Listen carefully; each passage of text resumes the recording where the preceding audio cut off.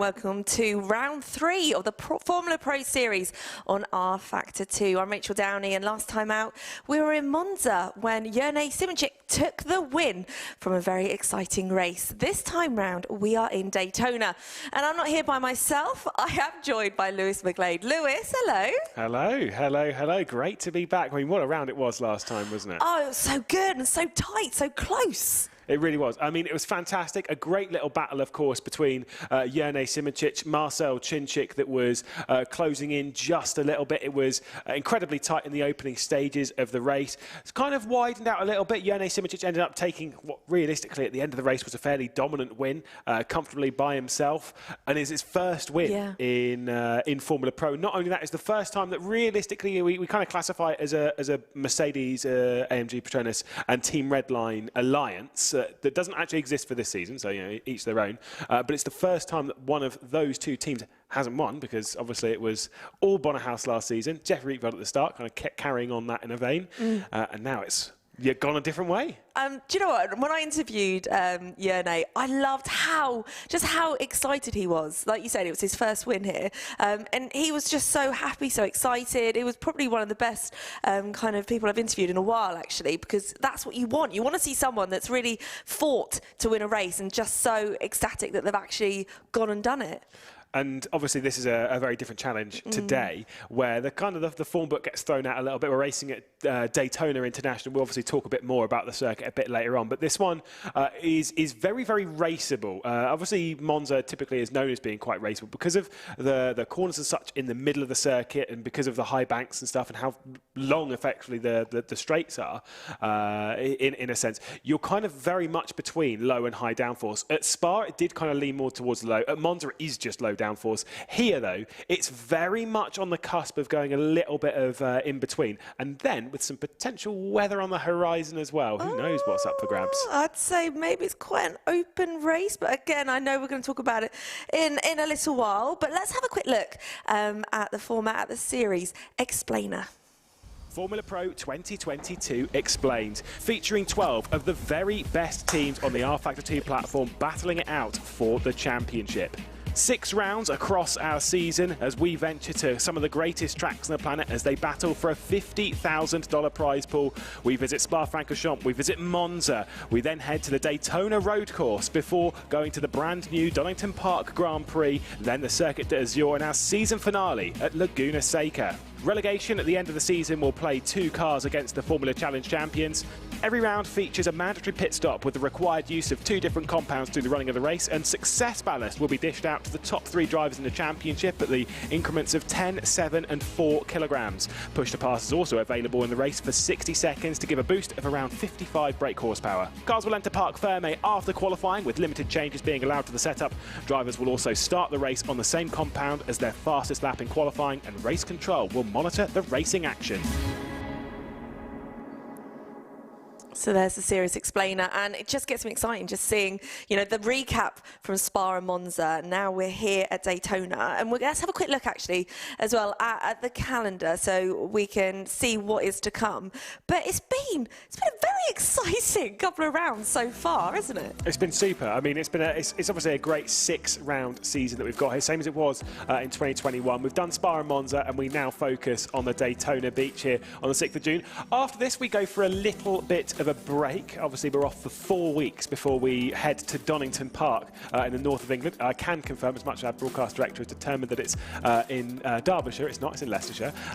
He can't say anything now, it's fine. Circuit d'Azur and then Laguna Seca. The reason why we kind of, this is kind of one of those interesting things, is that the first 3 rounds of this season are very, very raceable circuits. The final 3 are a bit tighter, a bit twistier, a bit harder to overtake, and that kind of will make things a little bit difficult. That some of the drivers and teams that maybe aren't so confident in their pace, they've got to take advantage of this round because they know that this is a really raceable round. They don't have to qualify necessarily so well around here. So no pressure then whatsoever, but those teams have to do well today. Today is the day. This is the one, this is the one.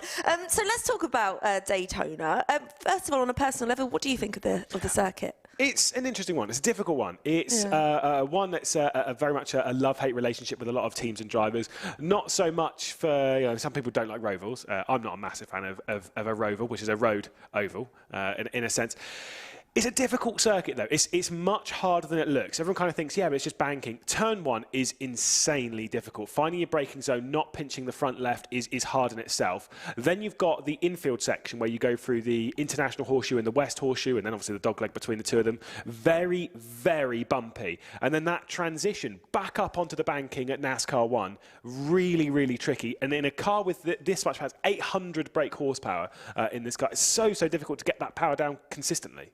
So who would you say, I mean, I know it's very difficult to say this, but I'll say any firm favourites for this particular race? Because obviously the style of racing will be very different to what we've seen so far. OK, Redline will want to come back strong. They were hit with quite a few post-race penalties. Kevin Ciggy got a 30-second time penalty for an unsafe release, and then Jeffrey Rietveld exceeded the track limits to gain a position, so he received a 10-second post penalty. So neither of them finished in the top 5. Both of them have dropped out of the top 3 in the standings. So I think Redline could come back quite strong here. Maybe we're looking at a Ciggy victory this time. I think it needs to be a driver that's quite aggressive and quite good at cleaning through the pack. But if not, look at someone like BS Competition. They've got a couple of very aggressive but very, very fast drivers. I really want to remember this so I can pick you up on it at the end to see if it's come to fruition.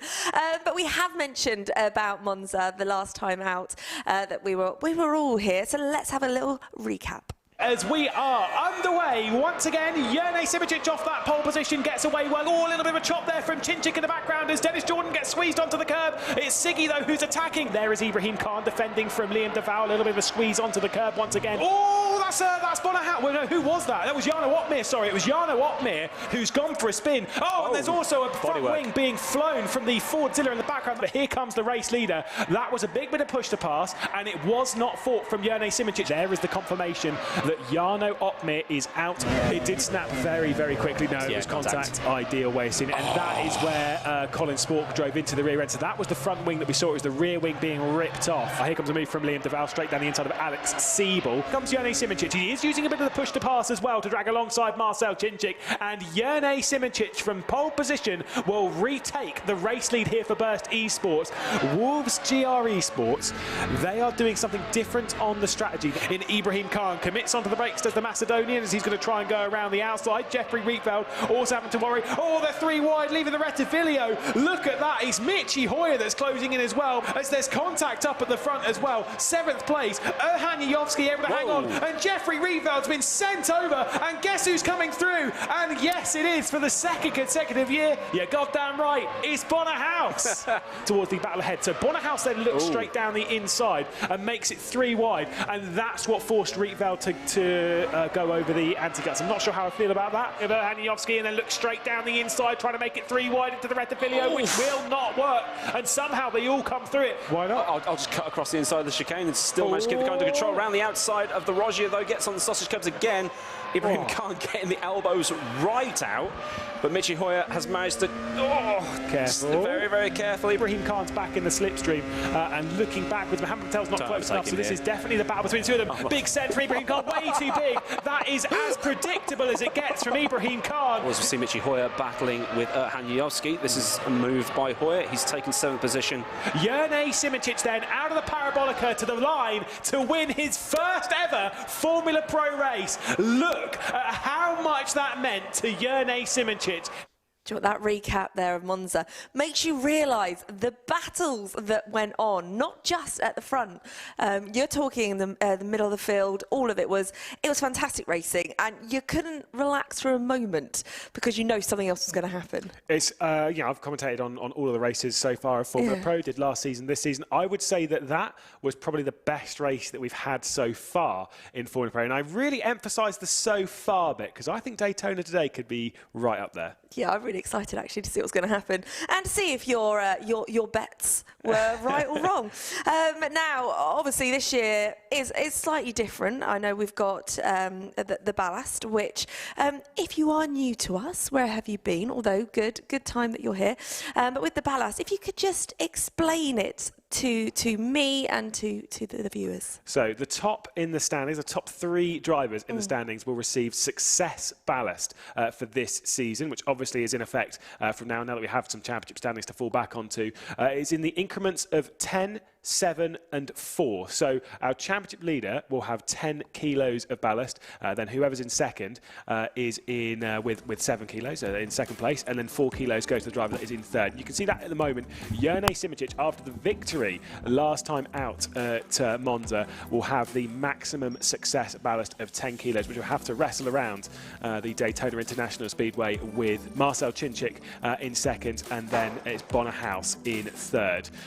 The circuit we'll be racing at today, though, the Daytona International Speedway. Of course, the road course variant. It's an extremely difficult circuit when it comes to the bumps. It's very tight, it's very twisty, but it is fantastic fun. It's typically synonymous, of course, with the likes of NASCAR and with endurance racing, with the Rolex 24 that happens here at the start of the year. But our race time is now, and so it's going to be quite hot out there on the at the beach. But of course, the legendary corners around here, the likes of the International Horseshoe, the West Horseshoe, the bus stop, the dog leg, all of it in between. It's an incredibly difficult circuit. It looks simple on a track map, but do not underestimate it. And also, one thing that we can really talk about around here is we were talking of whether it was going to be a standing start around here. Obviously quite tricky with the banking on the start-finish straight. That is not the case. We are going to be having our very first and only one of the season, a rolling start here, which just fits in beautifully with the American logic. Of course,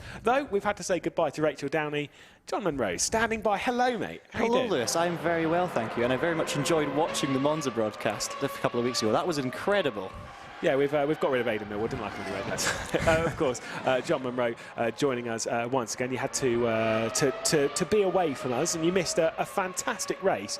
But I do get the vibe that the race we're going to see around here is going to be brilliant. It's all about slipstream. It's going to be a bit of fuel saving, but the tyre strategy is going to be very, very interesting. It's not the highest tyre wear circuit in the world, but there is a bit of thermal degradation with them running around the banking, a little bit in the middle. You can overheat the tyres quite a lot. Looking at potentially even a couple of teams gambling on a two-stop around here that might actually work, unlike what Wolves GR Esports did a couple of weeks ago. Yeah, it's going to be fascinating to see what kind of strategy options we have today. I mean, as you say, Wolves gave it a go at Monza. It very clearly didn't work. You know, it was looking good right at the start, which of course it should do, but it was nowhere near actually, you know, giving them that really good result. So maybe it'll be different here at Daytona. As you say, it's a strange circuit. I would say this race is going to be more focused on tactical nous rather than necessarily a technical driving ability. A bit more like Monza than Spa in that sense. But obviously, Lewis, we've got the chance of rain tonight, potentially on the forecast, so that's something to look forward to as well. It's going to play its part later on. We do believe the forecast is not looking so great from the wet weather point of view. It looks like we might have a wet round later on. We're still expecting the start of the race to be dry, and of course the first ever wet race in Formula Pro was in the United States. Michael Romanidis then, who is behind the wheel at the moment. This is the car that would typically be used by Martin Stefanko. Of course, he had to miss the first round and was replaced by Brzezinski for that first round. Rejoined us at Monza, but unfortunately due to technical issues and obviously being quite busy as well, Martin Stefanko is quite a busy driver these days, has been replaced by Michael Romanidis, who is an open wheel specialist as well. We've seen him a couple of times on R-Factor 2, of course in the Le Mans Virtual, but this is something a bit different. This is his first round, his first real time wrestling this car. It's a bit of a challenge. Absolutely. I mean, he's obviously got single-seater Formula racing experience, so that should suit him well. But basically what Williams need is a bit of stability in that second seat now. They've got Romanidis in. Hopefully he can deliver the goods. Obviously, Peter Burlak has done a great job leading that team and is sitting reasonably high up in the standings, just in the top 5, I believe. As he instantly goes into P1, Lewis. I think he might be the first person to set a lap time, but you know what? He'll take it. And immediately we see the times coming in as Jeffrey Rietveld takes the pole position, the Spa winner, of course. And Redline will be looking to bounce back, obviously. They had a strong race at Monza, it has to be said, but a couple of post-race penalties really did cost them in the end. Yeah, of course, a 10-second time penalty to Jeffrey Rietveld, and then a whopping 30-second time penalty to Kevin Ciggy. Of course, Jeffrey Rietveld, a driver who has had poles in Formula Pro, has 3 of them before, 2 at Spa, and then had 1 in the second round of the first season. Alex Siebel jumps his way up into second position with an 18.635. Oracle Red Bull Racing Esports was saying that they weren't particularly as confident here as they were at Monza, but still they are expecting good things to race, and we know what they're like when they come to racing. They're a very, very talented group when it comes to reacting strategically. Absolutely, and I think it's been a professional job so far from them this season. They were stronger in Monza than they were at Spa, but both Siebel Cole and Dennis Jordan sticking together in the standings. Dennis doing a great job, and they've kind of just snuck their way up into the top 4 in the team standings, sitting there in 4th place with 79 points. So it's been a good start to the season. They say they're not as confident about Daytona. Anything can happen around here, though. Well, Gianmarco Fiducci, who we're on board with here, he had his very best qualifying in Formula Pro in the United States. Of course, that was, again, the Indianapolis road course rather than here at Daytona Beach. But he qualified in 7th in a very tricky qualifying session. It was wet through the qualifying and through the race that day. But as we return to the United States, we'll see if he can have better fortune. We can actually see the pit lane entry here as we ride on board with Adam Maguire, because, of course, they have to do the pit lane entry. They have to do the in-lap. Very tricky pit lane entry. It's hard to get a good reference coming in there. Absolutely, and we saw this in the race of the season event that you and I commentated on a while back, where they were racing GT3 BMWs around this circuit. And yeah, as you say, there aren't many reference points for the entry, so it's difficult to pick your braking point. In these Formula Pro cars, you have to be really precise as well, because they stop so quickly. Your braking point really does matter. You know, you go another 5 or 10 meters, it will make all the difference. I wouldn't be that surprised if we saw some collisions, to be honest, on pit entry, because I mean, it is wide, but the drivers are going to be so committed heading in there at such a high speed. They're going to be wanting to make as much time up as possible, especially if we see 2-stop strategies. So yeah, it's definitely going to be a crunch point. Pit lane exit, not quite as treacherous as it has been in the past, Lewis, because obviously the pit lane speed limiter comes off a little bit later, so they are able to be a little safer as they come out the pit lane. We didn't find out the reason as to why. Do you know why? It's not a clue. Maybe for that reason. Maybe to avoid the embarrassment, as we see Noah Roivers committed through bus stop. You have to really attack those curves through there. Nothing about that. It is about the timing. It's to do with where race control's timing is. It's why it's moving around in real life. So obviously we're going to replicate that in the sim. Either way, boring topic out of here, because let's be honest, I can dull people out for days. Noah Roivers then out towards the line. This is not looking so great though. He's way down in Sector 1 and Sector 2 as he crosses the line. 1.1 seconds off of pole. His qualifying so far in the season here in 2022 has been 19th and 22nd. His teammate 14th and 20th. It has not been a good season. Not the season that they were expecting at NetRex. That's the critical thing. Yeah, I think NetRex came in with nothing to lose in a sense, but actually they were kind of considered a dark horse. People were looking pretty promising, as we see Ibrahim Khan here on a strong lap, so we'll just keep an eye on this one as he crosses the line. 3rd place for the BS competition driver. I think Ibrahim will be happy with that. He looks happy, actually. He's got an interesting setup there.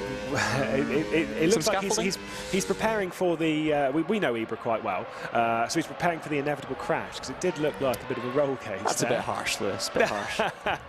Ibra was actually one that I was speaking of before this. Ibrahim Khan, who's quite an aggressive driver, who's a very, very fast driver. I actually think isn't all Ferris Stanley, careful. I think that Ibrahim Khan is honestly one driver to keep an eye on in this race. This is a race that might require a little bit of aggressiveness, a little bit of that young, feisty talent, which Ibrahim Khan is brimmed with. I think he might actually be on for a very good result today. I don't really want to say what I kind of think is possible, but I think he's up there. Well, he's got the speed. You know, we've known he's got the speed. It's just about consistency and making the right decisions during the race. And we obviously saw him make a few mistakes at Monza. He was on the pace, but you know, he didn't quite capitalise on that pace. We saying that BS competition are doing well. They're sitting 5th in the team standing, so it's been a solid season for him and teammate Mohamed Patel so far. So yeah, let's wait and see. I think you can expect Ibra to have at least a couple of good races this season. Maybe this is going to be a strong one. Ferris Stanley popping in P12 there with the Rocket car. That's an okay result. Rocket have been a little bit quiet so far this season, kind of loitering near the back of the grid, so Ferris will be hoping for some improvements on P12. You say that, but obviously it is the last position of the time set. Colin Sport goes up into 8th position with a 19.0. Interesting that Kevin Ciggy is in the pit lane and remains in the pit lane. No time to the likes of Bono Huis, Peter Berljak, anyone like that at the moment. Here is Bono Huis. Fastest first sector then, as he heads out onto NASCAR 1 and 2 and out onto the back stretch here, going down into the bus stop. What's that second sector going to be? That's quite a tasty first sector, where the Rietveld time's completely on it. You can tell here with Bono Huis, he's not in the same location that he normally is in. That's kind of interesting. Sorry, I was too busy distracted by how perfect he looked through the bus stop. It's not really translated into time. He's lost a couple of tenths, but compared to the other drivers we've been on board with, how smooth did Bono look through there? He's going to... Where's this going to put him in? He's currently 22nd, hasn't set a time, so we're going to be looking looking in and around about the top 5. If he can stay within 2/10s, he should make it just about, and it is 5th position indeed by Bono, or 118.746, so a decent enough lap. He'll be hoping for a little bit more, obviously carrying that 4 kilos of ballast as well. The 4-time pole sitter in the series. He's qualified in 4th and 6th so far. He's not gone so well. His teammate, Jarno Opmeer, who joins us for the first time here in 2022, doing pretty much bang on the same sectors, losing a little bit more in Sector 1, but very, very similar in Sector 2. Jarno Opmeer, who's qualified well a couple of times this season with a 5th and a 9th place. Both of them are around about a 1/4 of a second off of pole. Is he making any gains at the moment? Well, the answer to that question is no, because he's 3/10 off of pole, but he's down in 7th spot, which is actually his average qualifying spot right now. Yeah, the Mercedes cars 5th and 7th around about where they're at real life at the moment, to be honest, in Formula 1, with Bono Huis and Jarno Opmeer, but they will of course be hoping for better. I mean, Mercedes, they've got to be feeling the pressure a little bit because, you know, they were so dominant last year, especially with Bono. To be fair, Page has struggled a little bit in that second seat, and we've seen Jarno have a disastrous start to the season for one reason or another. It's not just his fault, of course. He's had technical issues, and then there's the slight mistakes at Monza. You know, they're obviously getting taken out as well, so a little bit of bad fortune. But yeah, what do you think the Mercedes mindset is going into this, Lewis? Do you think, you know, are they still fighting for the championship? Are they getting a bit nervous, or are they just taking each race as it comes? What would you be thinking if you're the team manager there? I think they're still in it to win it. You know, they're only here to win. That is their goal. It's only 2 rounds done. I know it is 1/3 of the season already behind us, but we know how fast these can change. This is on board with Kevin Ciggy, though, who's someone who can really take something in a championship. Coming into this with no weight, had his best qualifying of the season last round, of course, with the success ballast, which is hilarious when you think about it. But each their own, qualified in 4th place, less than a 10th off of pole, and it was actually the 4th time that we've had 4 drivers separated by 1/10 of a second at the front of the grid. What can Kevin Ciggy do on this? First sector, absolutely brilliant. On fire is Kevin Ciggy. Second sector loses a little bit to his teammate Jeffrey Rietveld as he comes round NASCAR 3, comes round NASCAR 4. There's a car high up on the banking as well, just returning to pit lane, but has gone in directly ahead of him. Doesn't really receive any assistance from that. What does Ciggy do across the line? Is he looking for his first pole? He does indeed cross the line, and he does go up into P1, an 18.411. Despite the experience, despite the consistency, Kevin Ciggy has never had a pole position in Formula Pro. Could today be the day? Alex Ebel thinks not. Look at that Sector 2. Sector 1's not great, though. Yeah, I mean, he's a 10th down overall, so we'll see what Siebel can do as he crosses the line. We didn't quite see how good his exit was from bus stop. Will it be an improvement on P3? He's gone green, but he's 1.157 off of pole, so I think he'll be happy enough sitting in 3rd place. Yeah. Wonder if that's all Alex is going to have in this session. But yeah, Kevin Ciggy. When I was watching the Monza broadcast, Lewis, from afar, I was just thinking to myself, you know what, Kevin has got to be the championship favourite at this stage. Obviously, I wasn't aware that at that point he would receive a post-race penalty, which has kind of dropped him out of the, you know, the top few positions in the standings at the moment. But he is looking so strong, and I have to say, Kevin and that car look as dialed up as any combination of car and driver in the field. So yeah, Kevin looking good for his first ever pole position in the series, and just in general, he's been looking so solid. This driver, though, might have something to say about it. He's been finding his form very recently in Formula Pro. Obviously, this season starting out very well. Now, championship leader, of course, then with 10 kilos on board. He's 12th at the moment in the session. And when you start your run towards the line, start your lap, you start it from here all the way around. You've got to nail the bus stop on the outlap, and then you'll see them run all the way up the banking because they're extending that run to the line. They're trying to build the speed through it, as you would do in like NASCAR and stuff like that. You're kind of carrying that speed round so that you can start your lap at the highest speed possible. But it's not a long run from the start-finish line down towards the first corner, just 460 metres all the way to this apex, and it is miles away. Feel it there, drifted in. It's very tricky, very easy to lock up the front left. Arguably the hardest braking point in the world. Honestly, when I'm in a set, it's incredibly difficult, and there's so much fluctuation throughout the braking zone. It lasts for ages as well, as you are carrying a heck of a lot of speed off the banking. But it looks neat and tidy so far from Jernej as he heads through dogleg now. Easy flat in these Formula Pro cars, no problem whatsoever. Another trail braking zone into the right-hander, the West Horseshoe. Looks like he's got a fairly solid exit, a little bit of sawing away at the wheel, which is fairly inevitable at this stage, and he's right on the pace, Lewis, only 0.05 of a second off.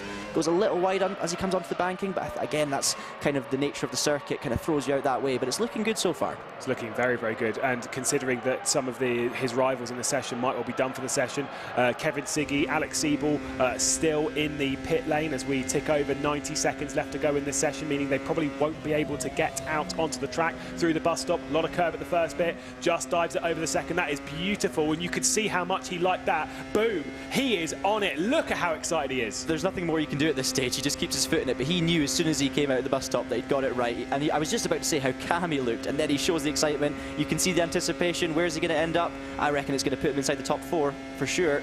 And it is P4, well and he's done. delighted with that. And considering the 10 kilos of ballast, that is excellent from Jernej Simončič. And you could see how much that meant, how much that win meant at Monza, how much that qualifying meant there. Noah Roivers having a bit of an issue through the bus stop and bang into the barrier. 19th position is as good as it's going to get for the number 44 Netrex Grand Prix. That is a bit of a shame. His teammates up in 13th looking for a personal best qualifying of the season. Jeffrey Rietveld searching for pole, but he returns into the pit lane. He is not giving it an attempt this session. I think he may have had a track excursion because his second sector didn't count there, so I think he exceeded track limits. Liam DeVal, 16th position for Wolves GR, took way too much curb through the first bit. First sector, not good. Second sector's okay, but Wolves GR Esports looked to repeat what they had last season. They started out so strong and then tailed off massively. It's exactly what we've got from them at the moment. Yeah, I don't want to look too far into it because we're only 2 races in and obviously this qualifying session, but it does look like they are specifically strong at Spa, and we might be seeing that again.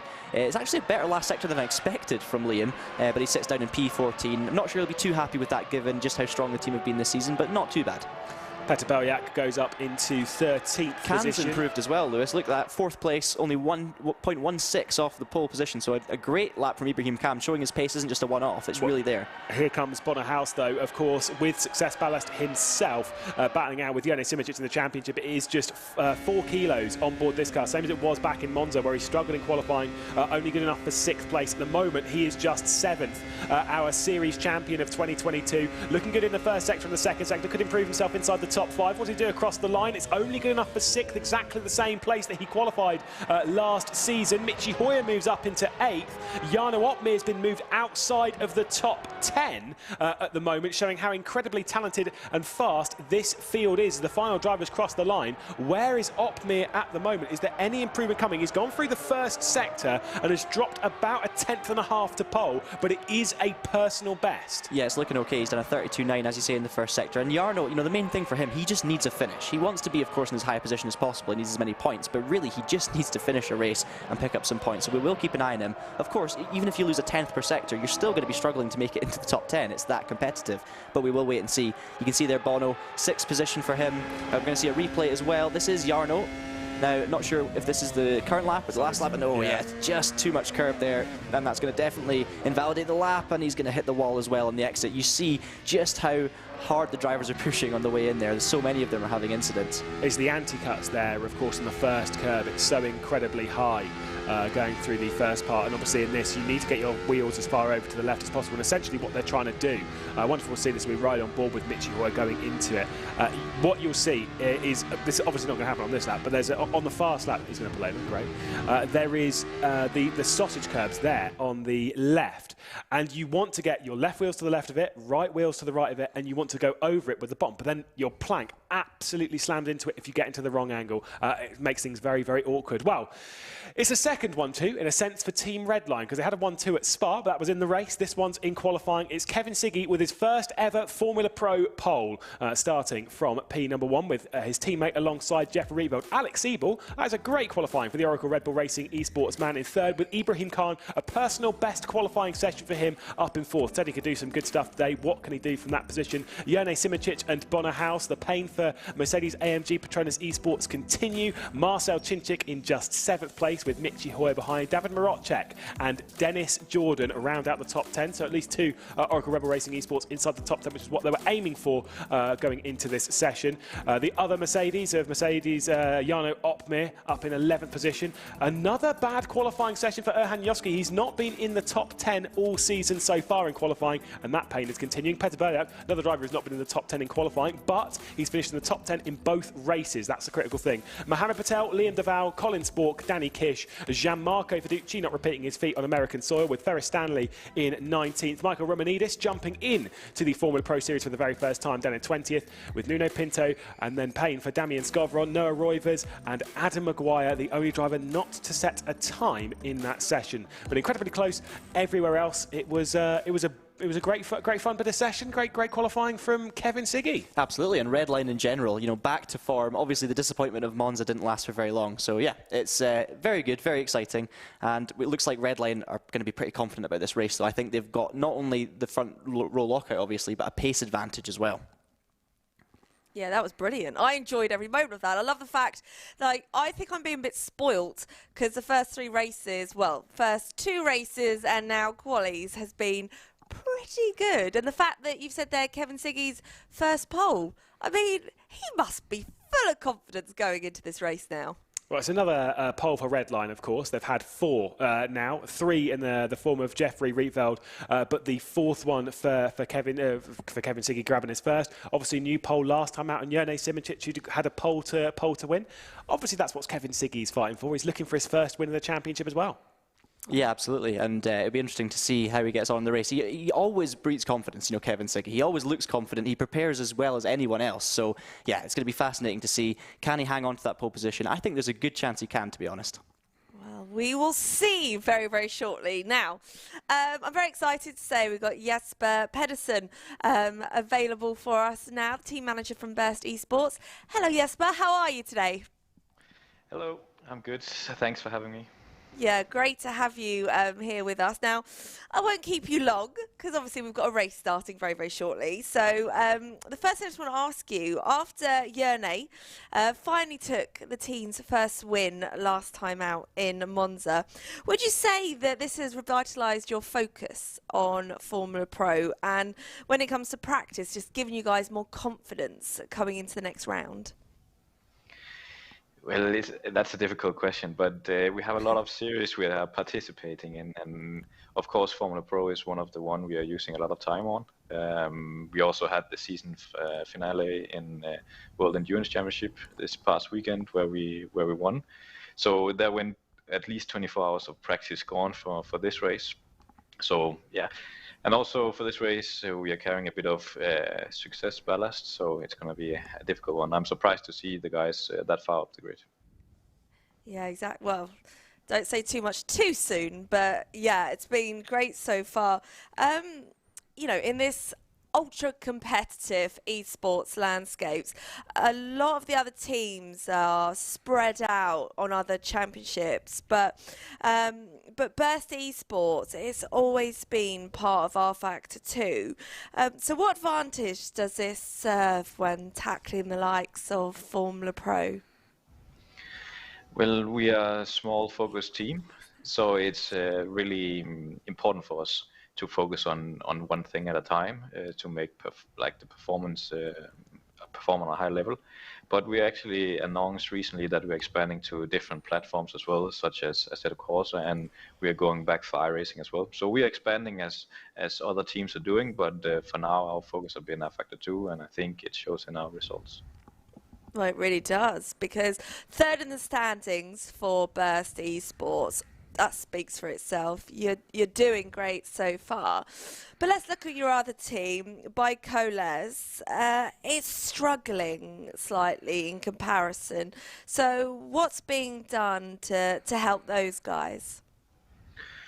Well, we have some really experienced guys, and then we have some a little bit less experienced. So I think, for now, it has been shown a little bit in results, but we are practicing really well together.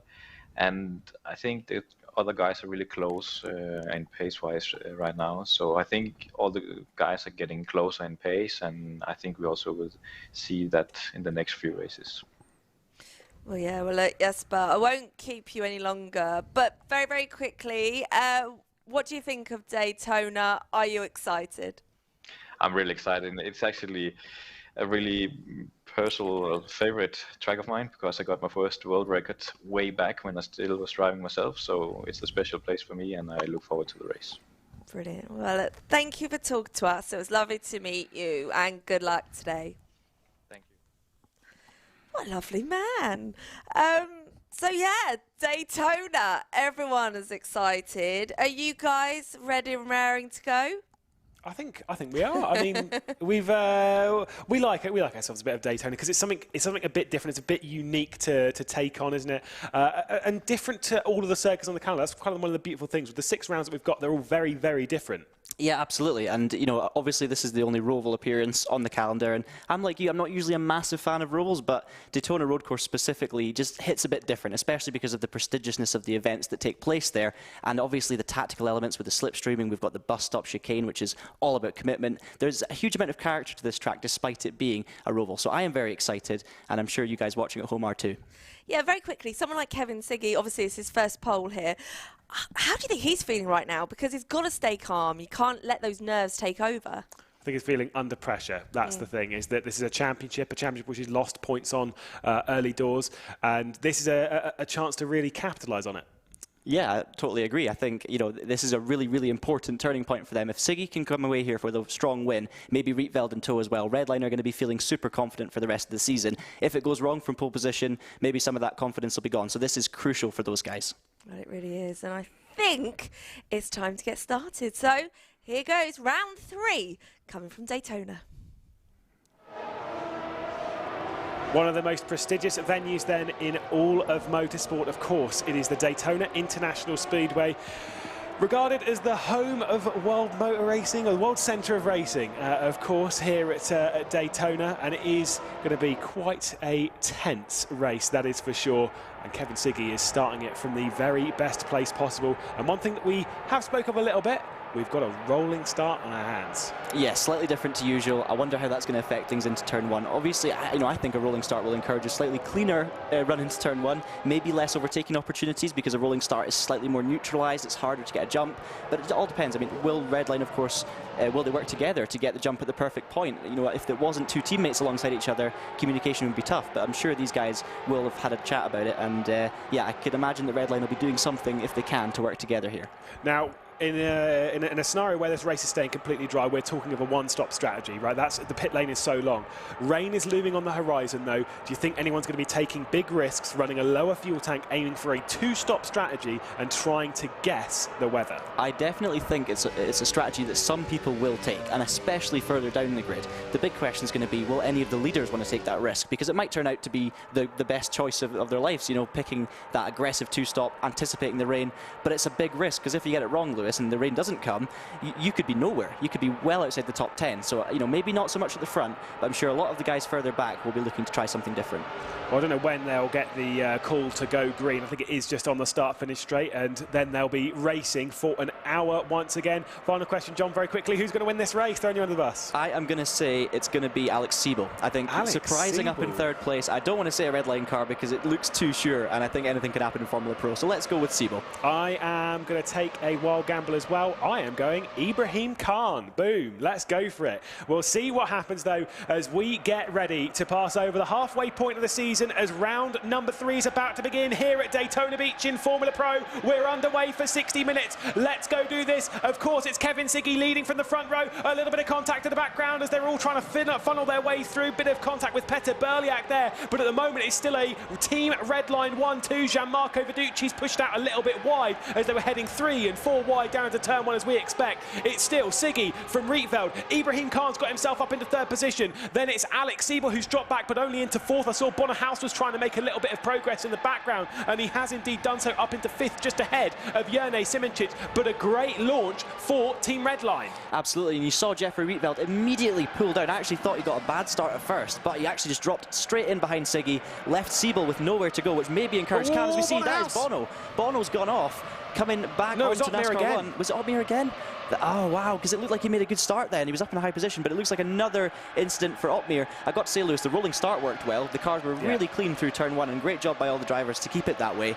But yeah, more trouble for Mercedes, it looks like. Apologies to Bono Huis. Oh, no. Goodness me. Apologies to Bono Huis, because that is the 2nd time that I've called that as being Bono Huis, but it is in fact Jarno Opmeer out into the barrier. Mercedes, if you could try and add some things to the livery so it would actually make it easier for us to pick them apart, that'd be sweet. But Jarno Opmeer is out of the race for the 3rd consecutive time. We'll have to see what happened there. Here's the charge, though, is coming down into the 1st corner. It is David Marocek who's inside the top 10 trying to attack Dennis Jordan in that by Colles Burst Esports.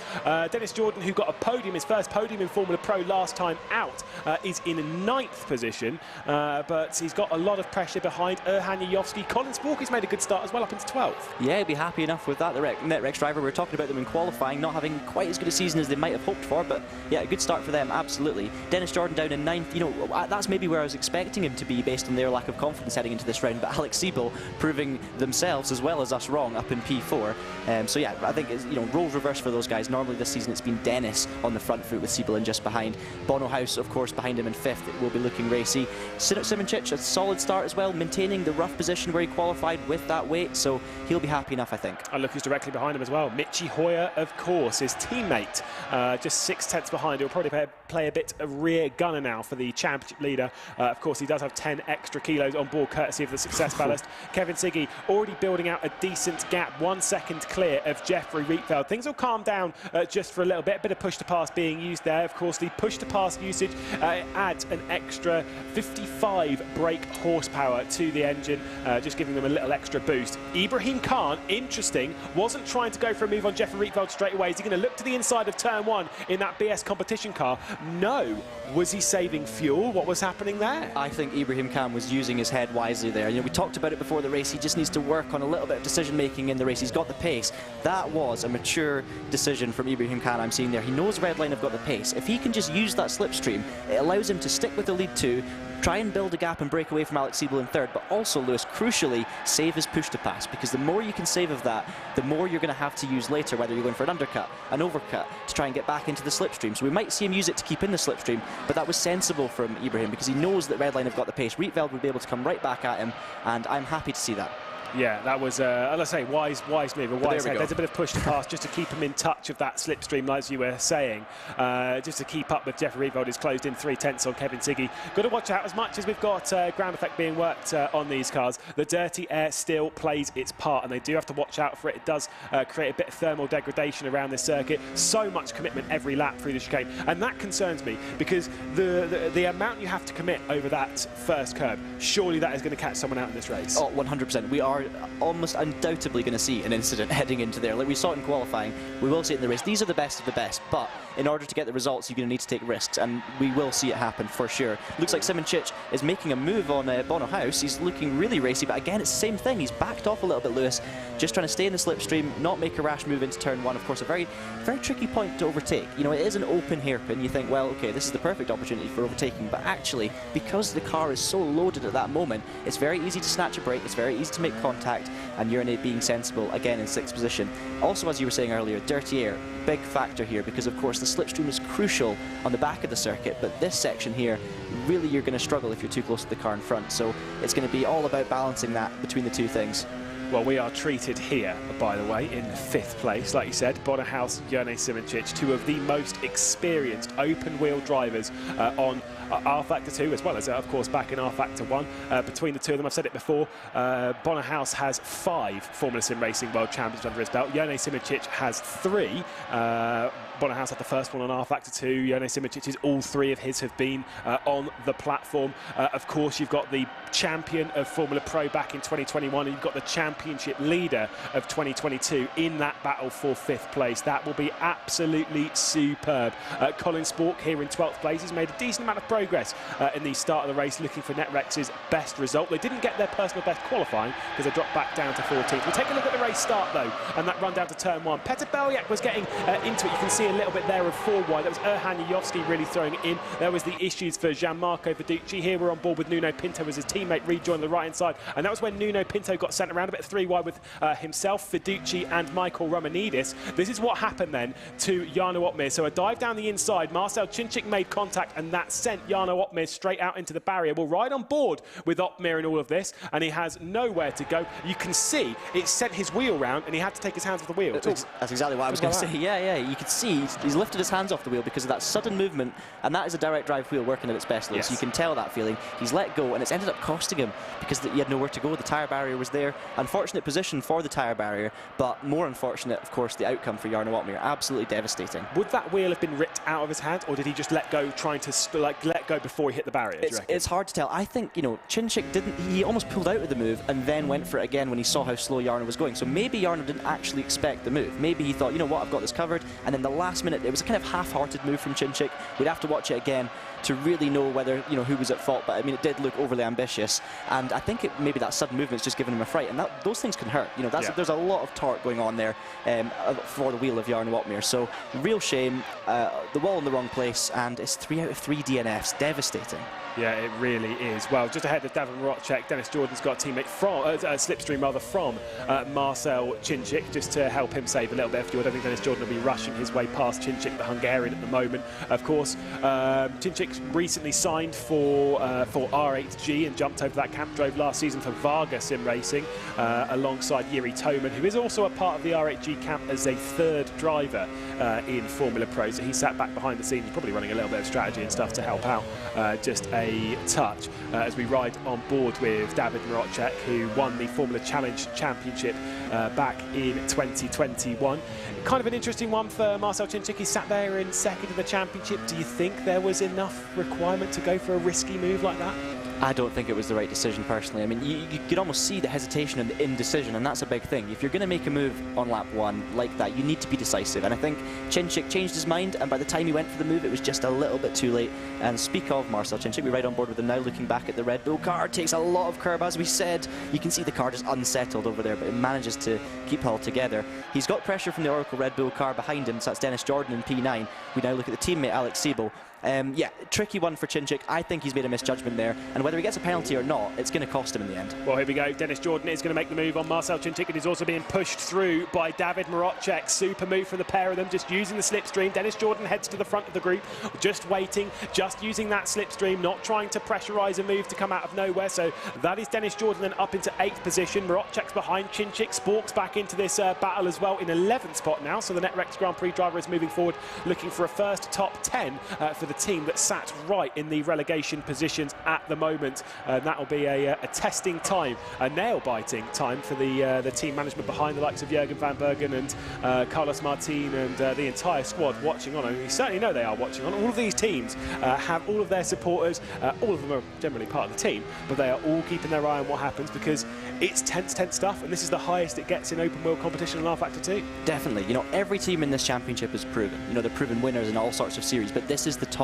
So, you know, even if you're finishing 15th, 20th in the series, it's still super difficult and competitive, and someone's got to come last. And we've obviously seen the likes of Baikolas, you know, David Marocek, who we're on board with now, struggling. You know, we heard from his team manager, Jasper Pedersen, earlier on as well, and it's great to see him running in the top 10. It's great to see Colin Spork up in 11th as well. These are drivers with huge pedigree that just haven't quite been able to hook up the results in this championship so far this season. And yeah, I'm delighted seeing them up in 9th and 11th. This could see a start of the redemption for those guys. And Marocek, you know, he's been unlucky this season. He got involved in stuff last week that wasn't really his fault either, and he's now looking at potentially a top 8 behind the Red Bull, the Oracle Red Bull car.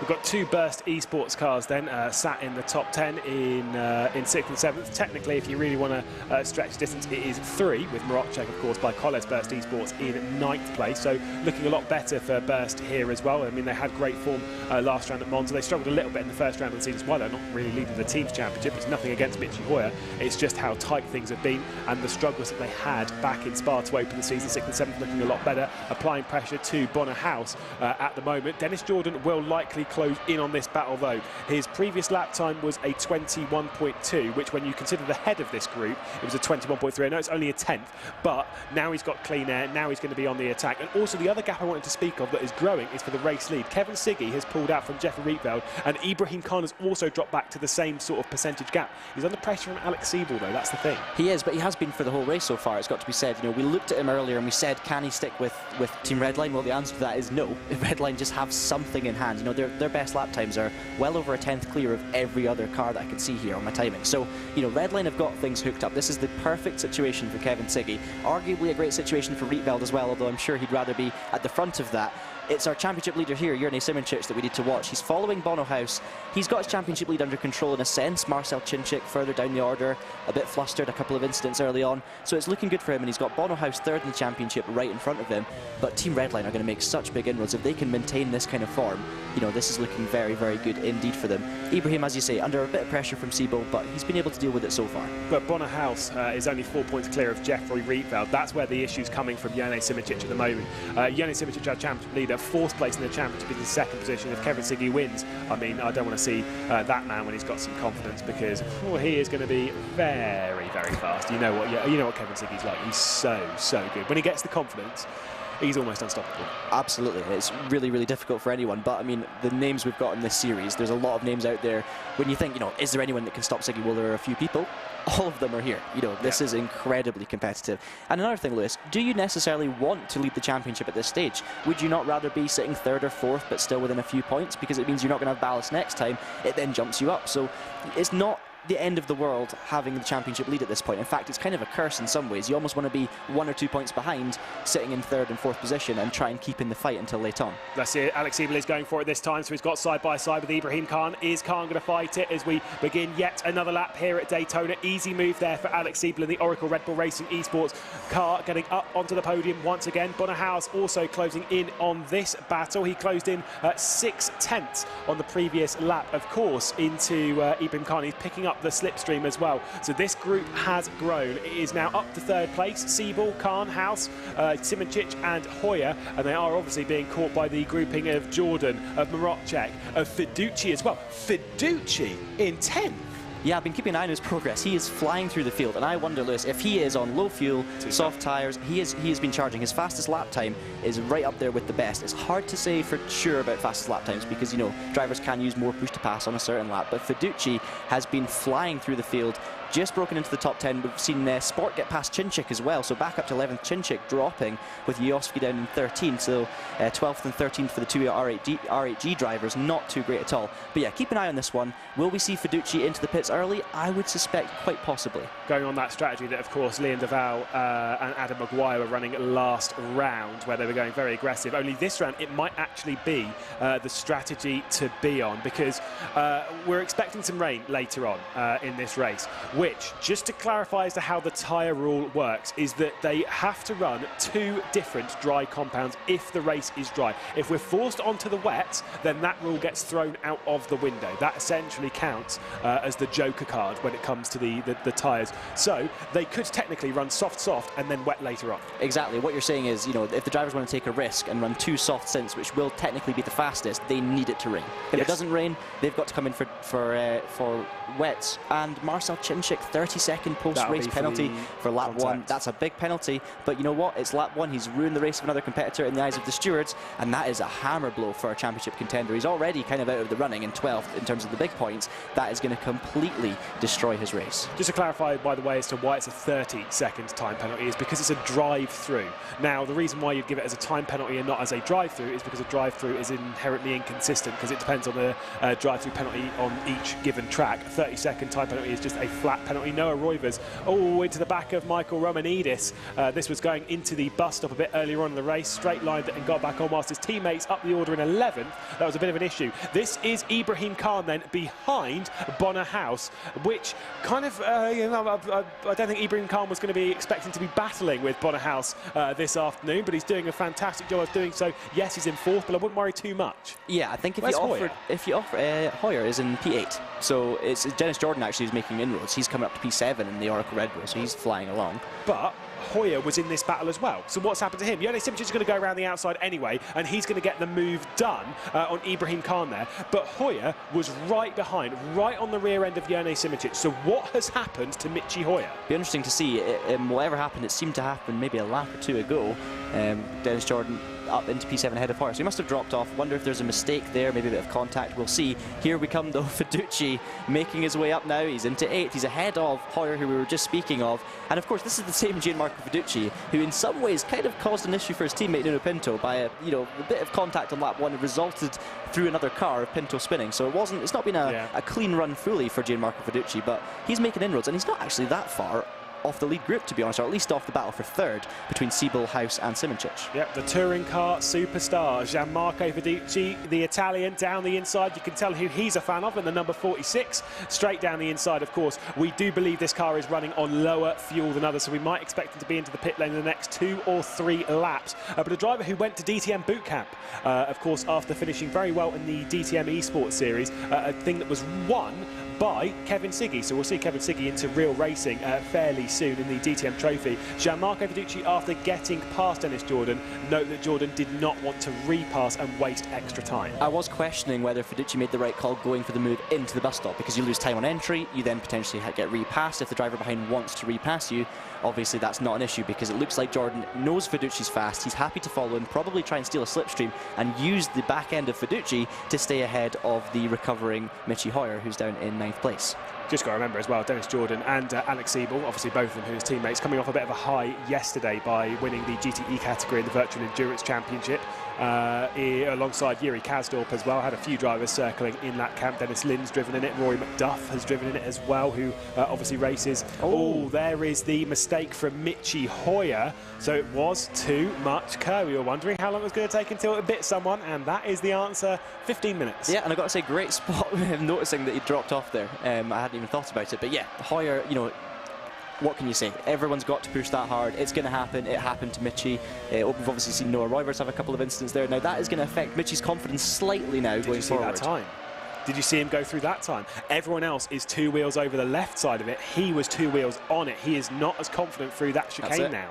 Absolutely. By the way, random fact of the day, who do you think has the fastest lap of the race, Lewis? I was going to say Gianmarco Fiducci, actually. No, it's Nuno Pinto, his teammate. So I think that almost proves that Fordzilla are both going for an aggressive strategy, but Nuno is really up against it after what happened to him on lap 1. But he is charging back through the field, now up into 16th place, but a long, long way to go to make it work. Well, Jernej Simončič was also close to the rear end of Bono Huis there, but did not go for it. A bit of a gap forming as well as Alex Siebel is pulling away from this group, and a good 5-second lead for the 2 Team Redline drivers out 1 and 2 at the moment. I'm wondering, by the way, bit of a strategic thing. I wonder if that 1.5 seconds between the 2 of them is intentional at the moment. Knowing that dirty air does affect things, knowing that it causes a bit of thermal degradation, are they splitting them up at the moment, knowing that they've got the pace to pull away from everyone else so that they can take a full advantage of it? Good spot, and quite possibly, you know, these guys are taking things very seriously. They are going to be thinking about this. If we had £1 for every time we'd heard the term thermal degradation this week, we would be a bit richer than we are right now. But yeah, 1.6, these guys know what they're doing. So I can imagine if it is genuinely an issue, they will have discovered it, and this could be clever. But I mean, what a position for Redline to be in, to actually, Lewis, have the opportunity to be able to choose these sorts of things. They are so... They've got it absolutely nailed at the front of the field. You know, to have 2 cars so far ahead of everyone else. I mean, you talk about 6 seconds being a lot, but in this series it really is. Ibrahim Khan now, he's going to follow. I thought he might do this. Fiducci's come through with the low fuel strategy that we believe he's on, and Khan just needs to be patient, follow him behind. And if he's still in a good position, Lewis, he's still, you know, within 10 seconds of the leader, right there with Simončič and Huis, maybe just not quite having the race pace that he showed in qualifying. I think it might be this lap that that Gianmarco Fiducci might be into the pit lane. If he can go any longer, then to be honest, he's not really gone that light on fuel, realistically, and it is just ridiculous pace. But I believe he'll be in this lap, which, to be fair, is not bad when it comes to the stationary time. We'll go on to the mediums and try and brim the tank to get to a decent point in the race. Probably expecting still the 2-stop strategy, awaiting the wet stuff and maybe overfilling. The cars do fill at 9.5 litres a second, which means when you're stationary, as a yellow flag comes out in sector 1, that'll be a bit further down. I think it might be an issue for Liam Duval potentially. I'm not sure off the top of my head. Actually, note that it was someone who's dropped down into 23rd position, so never mind on that one. DNF as well. He's out of the race. Bit of a shame. Real shame. 9.5 litres a second. It means that they can fill essentially 30 litres of fuel without it affecting the length of the stop, which they do fill a bit longer than that anyway, but that's the kind of like the limit. If you can fill just 30 litres, then you're only really doing a tyre change. Yeah, you're not losing anything more, so it makes complete sense. If you can work that into your strategy, you might as well take advantage of that fact. We're looking at Fiducci now. He's going to make a move on Bono Huis. I don't think Bono's going to do too much to try and stop it. Keep an eye as well, of course, on the position of his teammate Nuno Pinto. We are going to see him, I believe, breaking into that top 12 within the next couple of laps if they haven't pitted by this point. You've got to say though, Lewis, 20 minutes in, he's still going. Even if he pits in the next lap, it means he's not running that much less fuel than everyone around him. You know, so it's just phenomenal pace. It's very, very good. I will say the overcut is big around here. So if you can go longer than everyone, that's what we'll see later on. The overcut does make an awfully large difference, which is why I think some teams are running quite heavy at the moment. They're aiming to get to around the 20 point, because I was going to say this up, they're trying to get to the 20-minute mark in that vein. Now, the rain is expected in the final sort of 20 minutes to the final 10 minutes of the race. It's expected to start around that area, like really right at the end of the race, as it did, by the way, away in Dennis Jordan's first ever victory in GT Pro back in Season 2 at Indianapolis. By the way, it started raining with about 20 minutes to go in that race. Of course, those were 45-minute races. But in this, I wonder how many of these drivers on the soft tyres, or maybe, I don't think there's anyone really on the mediums in a good spot anyway, wonder how many have filled up with enough fuel to try and get to the 20-minute mark, so they might only try in one stop with the rain, knowing how much the overcut works as well. It's a very valid point. We talked about this before we came on air. Obviously, you know, there were 3 different strategies that we felt would be used here. Just quickly, we're going to catch a replay, and this is the retirement coming up here for Romanidis. He's lost the back end, and that's put him off. And I wonder then if, you know, he's out of the points, he's in a bad position. Didn't look like he's picked up any damage there, so he might have just retired the car.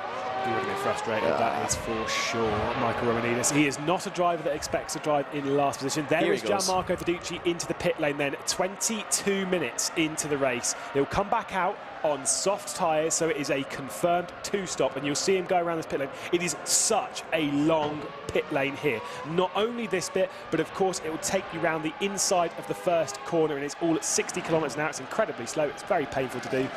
It's a long pit exit. Absolutely, and we're going to see Fiduci now probably with about 35 minutes or so of fuel, so that he can go and try and, you know, just hang the car out and hope that that rain does come, or else his strategy is going to leave him nowhere. Just to come back to the point we were making before, we thought, you know, there were 3 different strategies people could take here. You've got the 1 stop where people try and hold out as long as possible for the rain. If, you know, you've got the 2 stop if the rain does come that's intended, so you've got the, you know, soft and then just pray for the rain to come, or you've got that kind of regular safe strategy where you're going to be making a 1 stop and kind of, you know, hedging your bets a little bit just to make sure you get the legal tyres on. You put on the softs and then the mediums, so that it's, you know, no issue in terms of legality. But then you kind of hope the rain doesn't come in that situation, so that you can benefit from everyone that took more of a risk. Simončič, though, in 5th position, right on the back of House, as he has been the whole race, nothing changing. He knows he's got his championship rival there right in front of him. He's just happy to chill out in the slipstream, you know, pick up the speed without losing too much tyre wear. Obviously, as you say, he could be suffering from, I'm going to say it again, thermal degradation. There we go. But it's doing him wonders. He's saving his push to pass, and I think he's perfectly happy, given the ballast as well, to be sitting there in 5th position. And I am wisely informed, by the way. I was going to say, I thought it was Gianmarco Fiduci back in the pit lane, but no, it's Nuno Pinto obviously doing his stop, and he's stationary for a bit longer. It did seem, obviously cut to it quite late, but it was stationary, taking on quite a lot of fuel there, because obviously it is 9.4 seconds stationary in the stop, when you consider that that'll probably be about 80-90 litres, about 80 litres into the car there. So it's going to be running quite heavy as they're going to try and get a decent distance into the race. It might actually be the entirety of the fuel required to get to the checkered flag, which then they'll just not take any fuel when they come in for the wet stop. But it might be everything except 30 litres. Who knows? That's why we have, that's why the teams have strategists and stuff, not to commentators just chatting about what they might be doing on strategy, because I don't think we make the great strategists. Well, I mean, we can definitely get excited about other people's strategy. So you've done your bits in strategy. I have done my bits. I enjoy that element, though. I love the tactical element of racing. I also love oval racing for that very reason, because pit stops and safety cars and calculations, I'm a bit sad. But here we go, on board with Simončič. We know he's not going to make a move. That's just how it's going. And he continues there into the first corner. What I would say, though, about Fordzilla is, you know, they're a team that can afford to take a risk, Lewis. They're 100%. Not really in the top 10 when it comes to pace, generally speaking, so far this season. They obviously have good pace. You couldn't set the fastest laps, even on lower fuel, if you don't have good pace. But they're the kind of team that, if it goes well for them, they take a risk and it works, they're going to gain such a big amount of points compared to where they would have been. Whereas if it doesn't work, okay, they maybe lose a couple, but not necessarily too many. It's a real shame for them that they had the incident on lap 1, because without that, you know, both of them could have been looking in a good position if the rain does come, which we're of course yet to see. But yeah, I mean, Fordzilla, the right kind of teams take that risk. I was going to say this before I rudely interrupted myself, just with a tangent. I was going to say that any Le Mans Virtual Series fans from who watched the Spa race, of course, during the season, this is not the same, because we were all expecting rain on that day and it never came. We are wisely informed that that is not the case today. We are definitely expecting rain to hit at some point during this race. It may be with 20 minutes to go, maybe with 10 minutes to go, maybe with 5, hey, maybe on the final lap. All I can say is whatever order we are at the halfway point of the race, expect it to change drastically. Basically what he's saying is don't go anywhere, because we do not know how this race is going to end. Although we do know it's going to be dramatic either way. You know, even if there's no rain, we're going to see a lot of late pit stops for people that anticipated the rain. It's going to be exciting, that is for sure. And yeah, that Spa race was very frustrating. Just waiting for the rain to come, didn't quite happen. It's also worth mentioning, rFactor 2 have had some weather updates recently, so the rain will be implemented in a different way to how it might have in the past, which I think is going to be fascinating and a new challenge for these drivers to try and get their head around. It is something indeed to get used to, because it's something slightly different. Any of the rFactor 2 specialists that were good in the wet before may find that it is changed in ways that they weren't quite ready for, the way it will come off the banking and stuff, the way it kind of will dampen the track straight away. It's going to be a slightly different process, and that is both going towards the wetness, going towards the drying. It's much more better simulated than it was. It's probably the best way of putting it. As much as rFactor 2's wet weather before was great and all, this is even a step up on that. So I mean, hey, in that in the Q2 content drop trailer that we've had, there is a clip of the wet weather around here, and it looks absolutely phenomenal. So you know, I'm fully on board with that. Dennis Jordan at the moment in 7th spot. We've got a little view on board, and of course it's Michi Hoyer directly behind.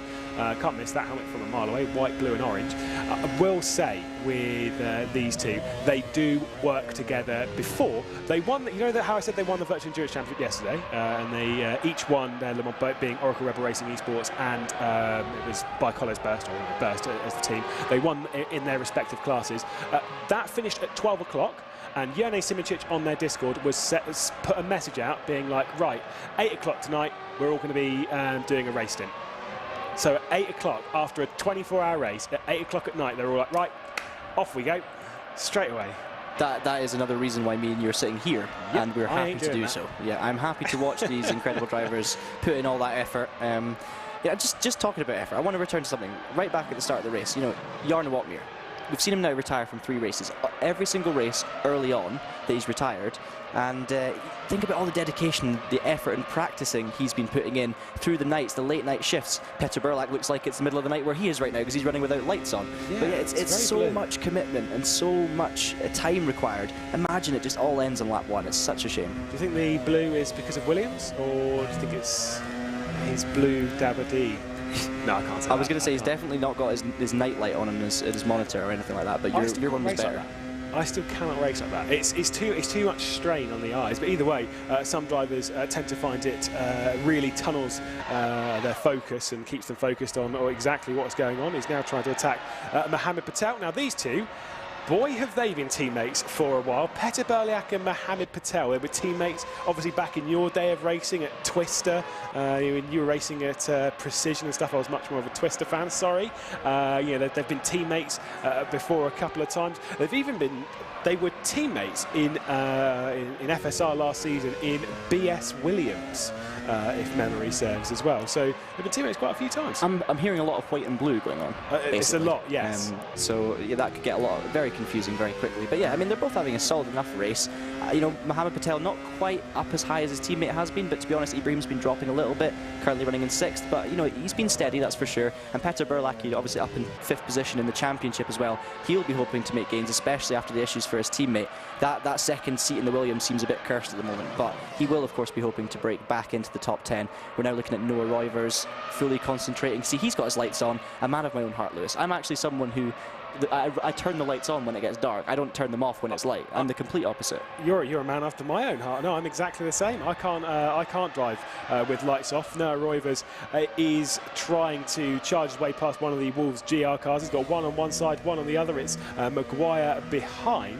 I think Deval, it will be Deval ahead. I was going to say Deval's been in the pit, but no, he's in 18th position. So this is the battle for 18th spot at the moment. Wolves GR Esports not having the Daytona International Speedway round that they were expecting, that they were wanting. Noah Roivers is going to try and go for the move. He looked to the outside, instantly bailed out of that idea. He wants to save the fuel. Oh, and we've got a pitter just behind there. I noticed, I think that's Adam Maguire pulling in, and I was just about to say, let's hold off, you know, people struggling for pace a little bit, just in case they're running a really heavy fuel load and trying to do, you know, a late one-stopper for the wet weather. But then, of course, we saw a pit stop, so that kind of nullifies that comment.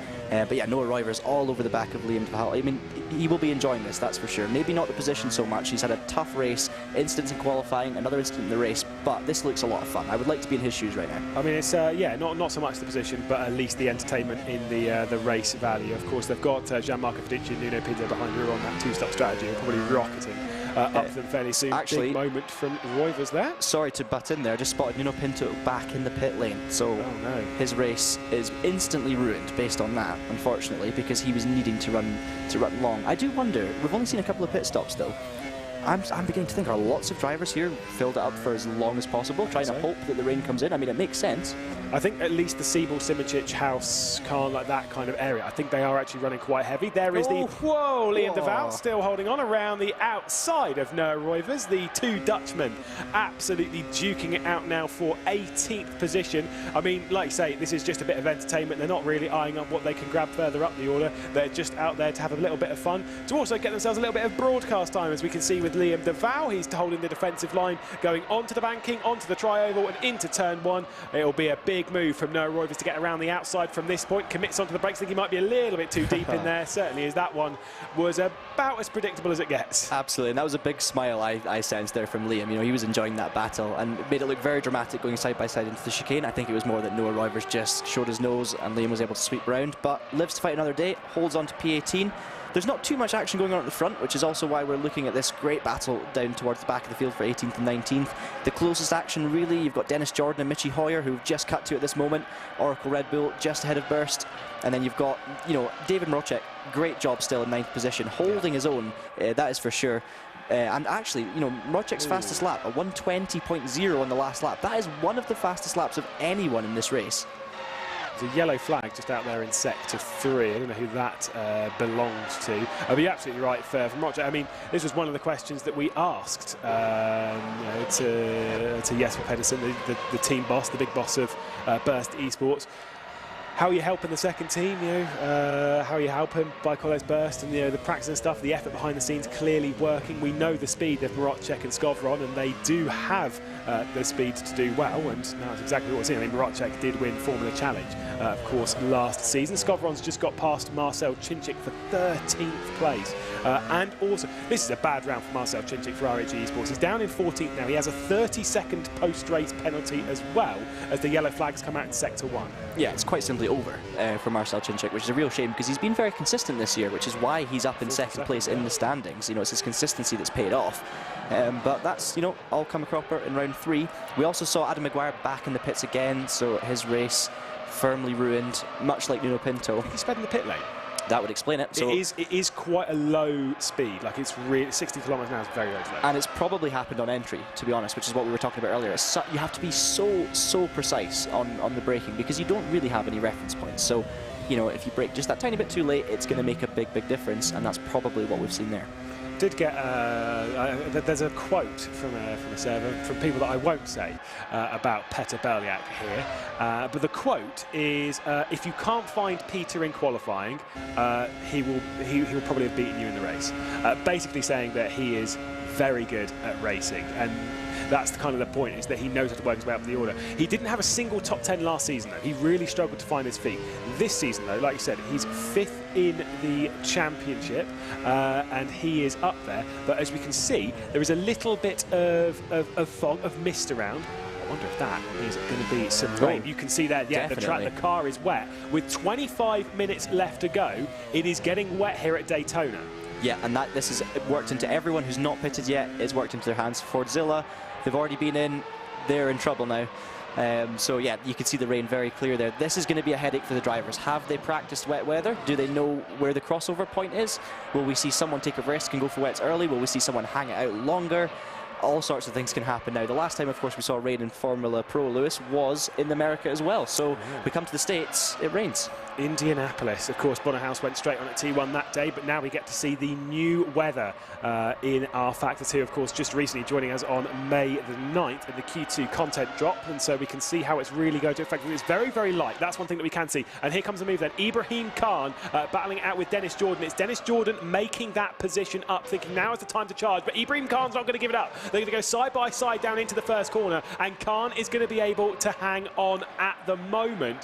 Interesting stuff. Also, sorry, you know how we were talking about Ibrahim Khan on lighter fuel? Absolute rubbish. The man is just really fast. Well, absolutely. I mean, he was dropping a little bit, you know, later on in terms of the position, but I mean, right now you say he's holding his own. He's settled into a rhythm, it has to be said, in P6, doing a solid job. Now, you know, as a racing driver, you see these drops of rain coming, it messes with your head. You still have full grip for a little bit of time, but if the rain's heavy enough, it doesn't take long before you start sliding around. And it's worth remembering, these guys are on worn tyres. Now, Daytona's not the worst for tyre wear, let's be honest, but it's still going to be tricky. You know, these guys would have been sliding around even if it was dry at this stage of a stint on low fuel. When are they gonna have to pit for tyres? I'm very curious. I think it's definitely not yet. You can see it's not really heavy yet. Drivers are still pushing like it's dry, but they've got to make those judgments every single corner. Things are going to be changing. But yes, I know, bringing up again, but thermal degradation right now. Now, as much as there's rain out now, typically you'd think that's going to cool the tyres down. It's not enough rain to cool the tyres down. Look at this though move. It's actually Marco Verducci already. No, it can't be. He must be a lap down. Mohamed Patel. It's going to be Nuno Pinto then, wouldn't it? Nuno Pinto a lap down, closing in. I was going to say he's not up into 14th just yet. But with it being like this, the rain's not going to be enough to cool the tyres down, but it's going to be enough to make them struggle a little bit for grip, which may actually in turn make the heating up process even worse, at least for a couple of laps. Yeah, until the rain gets so heavy that the tyres lose their temperature, but at that point, you know, you're going to be seeing drivers make pit stops, and this is really tricky. There will also, of course, Lewis, be some drivers who have maybe fueled for 40 minutes, so we're still seeing, you know, those drivers will be praying it rains harder so they can make their decision, get in for wets when they run out of fuel, and then you've got other drivers who, you know, are hoping that the rain stays off as long as possible because they have the fuel to go long. So there's all sorts of things going on that we don't know. We cannot see the size of the fuel tank, we cannot see how much fuel is in the car. We can probably see some people's expressions as they're driving around, whether they're feeling confident or not. But one man, you know, who's clearly full of confidence this week is Ibrahim Khan, running in 6th position, not far away from Bono Huis and still holding his own against Dennis Jordan. Mitchy Hoyer in just behind as well. Still in contention for a podium. Alex Siebel's not that far down the road as we head down into the bus stop once again. So with the rain coming down, like you say, you're absolutely right. Ooh, there's a lot of curb there from Ibrahim Khan, obviously trying to figure out where the grip is, but you're at full commitment going through the bus stop. Bit of push to pass being used from Bono Huis and from Dennis Jordan. Yellow flag out in sector 3. Rietveld pits. You're absolutely right. Jeffrey Rietveld into the pit lane. Now, this to me is too early. This has got to be onto slicks. It is wet tyres. You can see those are wet tyres, the blue wall tyres. Is that too early? We don't really know with this current model of wet weather. On the older model of R-Factor 2 with the older wet weather, I will tell you now that is too early. I'm very confident it's too early, and what this means is they didn't have the fuel. It's like I was saying, they were really praying for it to rain heavier. There's no point taking dries now because they're going to need wets soon anyway. So they're putting on the wets and they are hoping for a downpour. Disaster. Not only Jeffrey Rietveld, Bono Huis as well. And you never know, Lewis, it could still come, but I agree with you. I think it's too early. And of course then, when the rain does come, you'll have already burnt up your tyres, you'll have lost the grip. This could be a nightmare for what was looking like a perfect race for Team Redline. Still perfect for Kevin Ciggy, but not for his teammate Rietveld. As we were saying, at the halfway point of the race, go back to it on YouTube, take a screenshot of the order, and then wait for this race, because this is going to be on fire. Now, does Kevin Ciggy have to come in this lap as well? That's the critical thing here. You're absolutely right. When it comes to the times, the last lap from Kevin Ciggy was a 21.9. Now, with wet weather tyres coming in, you'd expect the racetrack to be 4, 5, 6, 7 seconds a lap slower. That is Kevin Ciggy coming to pit lane. I know you were saying that this is not, you know, don't come in to do slicks. I think you have to do slicks. I think you have to, because you're going to lose so much time going on the wets. Well, you know, we can't quite see in the broadcast just how wet it is. You know, the rain's clear, it's very misty. But it doesn't look like it's pouring. And I think all of these drivers are coming in now. I think it might be fuel, Lewis. I think they've gone for 40 minutes. Obviously, we saw it with Redline. They're two teammates. They're not going to have one driver on a bad strategy and one on a good strategy. They're going to know the best strategy theoretically, and they're both probably going to go for it. So that suggests to me that they're both running low on fuel. But we're seeing so many pit stops now. Ibrahim Khan a little bit tentative on the way in. He'll not get a drive through, but he might lose a little bit of time on the entry. And it's Jernej Simončič who's out in front. This race is thrown on its head. Redline might have thrown this away through not starting with enough fuel. Yeah, I mean, well, we'll have to wait and see. For me, for my eye, this is certainly not wet enough for the wet tyres. I don't know how the wets are in dry conditions, so we will preface that as well.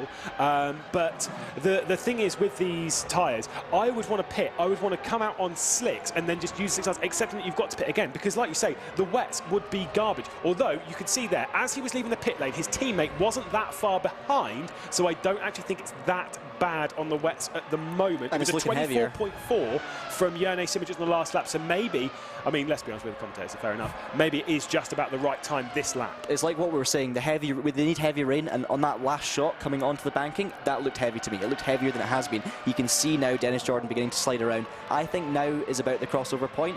it needed to rain, and it did. That might have just saved Team Redline's bacon. But let's wait and see. I'm sure Simončič will be into the pits this time because of that drop-off, as you were saying. The question is, where will he be compared to Redline? How much time will he have gained or lost? There it is, Simončič into the pits. Jordan, I'm sure, will be in behind. So will David Mroček, and Jajovski in fourth as well.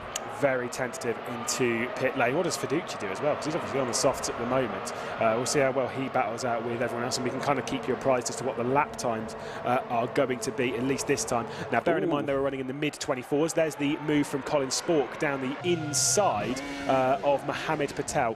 These two also away on the wets. Now, as you can see on the onboard, you can see the rain coming down a bit more clearly. From the TV cameras, you don't really see it so much. It does look quite wet.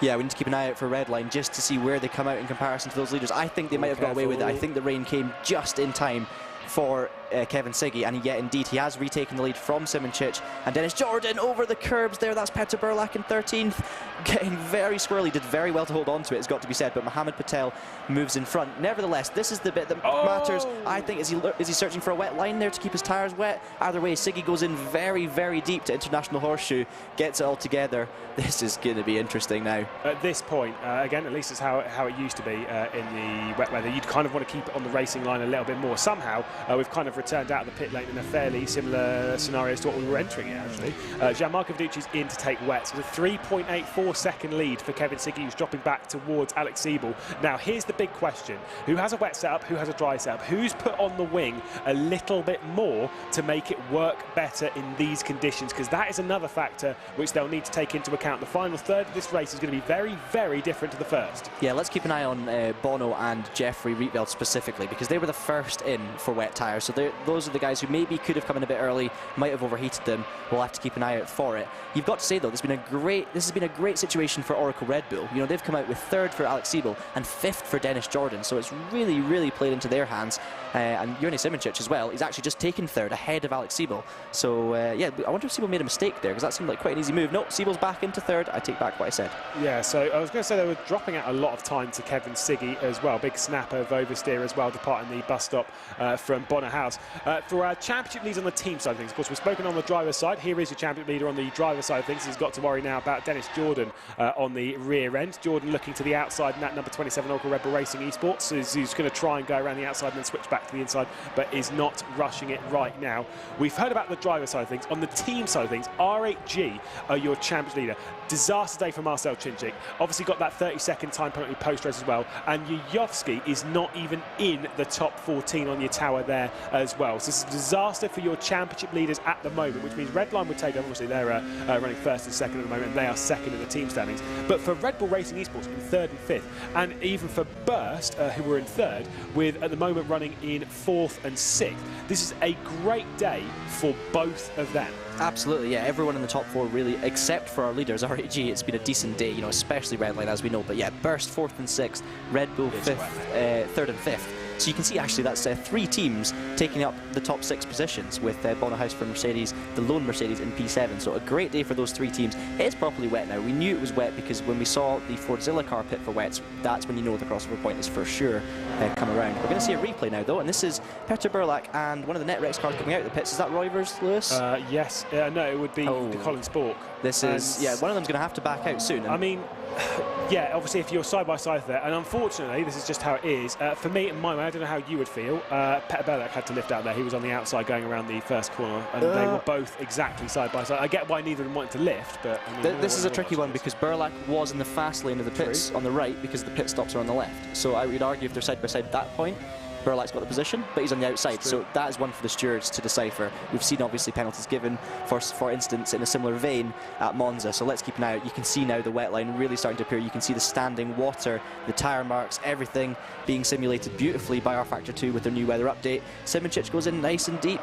The Red Bull Oracle car, nice and steady as well, gets the traction down. That car looks set up well, a little bit of wheel spin, even well onto the straight as well. So you can just see how much power these cars have. Of course, 800 horsepower. It's a lot to put down in the wet, no matter how good your tyres are.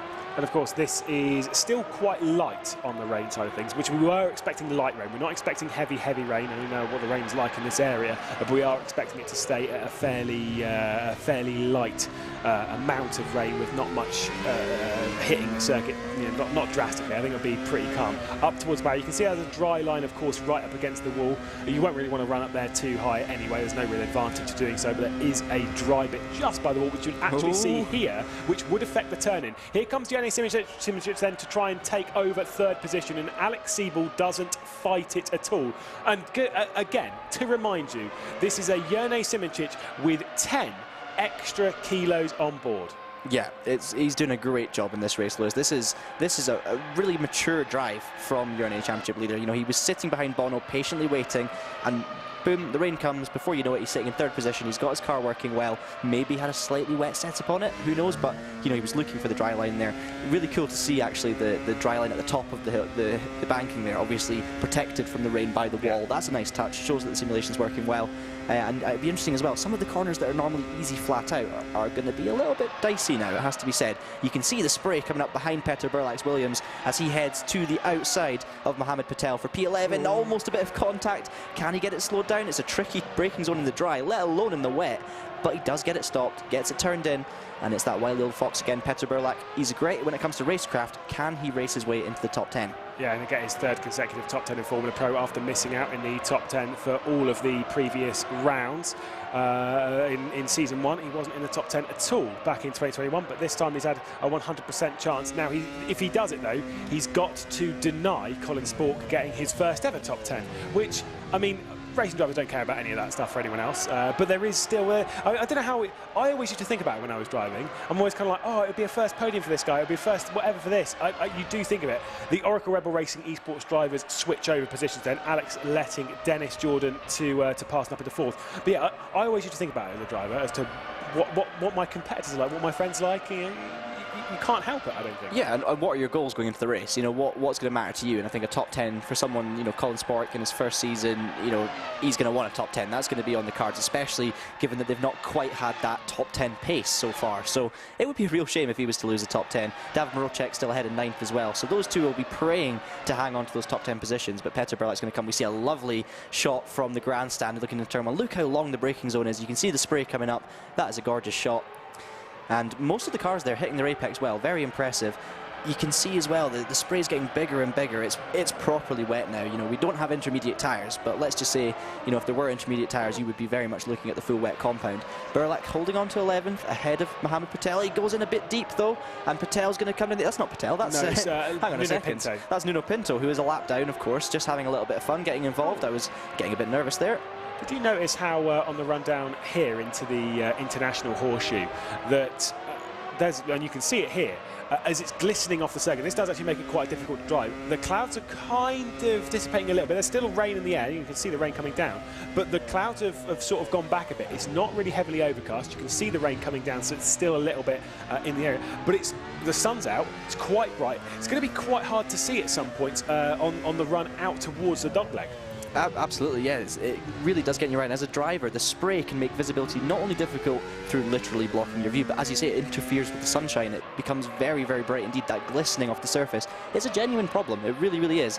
And that seems to be simulated well here too. So yeah, it would be something for the drivers to keep an eye on. Did you notice there how Nuno Pinto, a lap down, did a beautiful slide coming out of the West Horseshoe? It's almost like he knew we were on board with Mohammed Patel.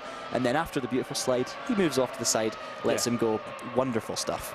Yeah, obviously you've got to put on a bit of a show for the camera. Come on. They do have 6 seconds to catch before they get to Colin Spork, who at the moment is doing a 32.9, which is 4/10 slower than Petter Burlak, which is not quick enough at the moment. We'll see where they are across the line. It's a 33.3 this time from Colin Spork, and this time it was a 34.2 from Burlak. So that gap's actually growing. These laps are they're always going to be a bit all over the place. Really, that's just kind of how that's the nature of this kind of wet weather racing. Yeah, it kind of spreads the field out a little bit as well, because you know, when it's dry, you really know your lines. You know exactly where you're braking, exactly where you're turning, and you can basically dial yourself into an exact rhythm. In the wet, things change every corner, every lap, so the gaps are always going to be a little bit bigger. It's interesting to see the drivers in general around about 12-13 seconds off the dry pace. The 2 red line cars out in front, both in the 32s. Actually, the top 5 are all in the 32s. Top 4, sorry. Alex Siebel just seemed to be struggling a tiny bit compared to his teammate. He's in the 33s. 33s at the moment. And you've got Michi Hoyer also in the 33s, and the further back you go, you get some 34s in there as well. So, you know, people are reasonably consistent here, but there's no one particularly that's struggling too much. But as you can see, just generally speaking, the gaps are that little bit bigger. The person that's catching the other person the fastest is actually really Simončič versus Rietveld. Simončič closing about a second a lap to try and grab second position, which would be great for him. Obviously, more championship points. We can see David Marocek here as he's trying to attack Ibrahim Khan. At the moment, Khan's looking for his best result. To be fair, both of these are looking for their best result in Formula Pro. They're not that far ahead of Colin Spork as well. All drivers who are fairly new full-time to Formula Pro. Here comes Marocek then to look to the outside. As soon as he pulls out of that BS competition car, he's clearly running a bit more downforce than the Scotsman, who's on the inside, who commits to the turn 1 braking zone. Great move there from David Marocek. Is he going to pull it up? Lovely stuff from the Bicoles Burst Esports car up into 8th position. Very nice move, and yeah, pretty calm. Textbook. Yeah, pretty calm. Yeah, absolutely. I would say, Lewis, when you're sim racing in the wet, do you start feeling a little bit colder in your rig? Do you start like almost turning the rain in the sim into a real feeling? Does it affect no, you? I was always all right. I remember gripping the wheel a lot harder, as if I was going to get like thrown out by the car.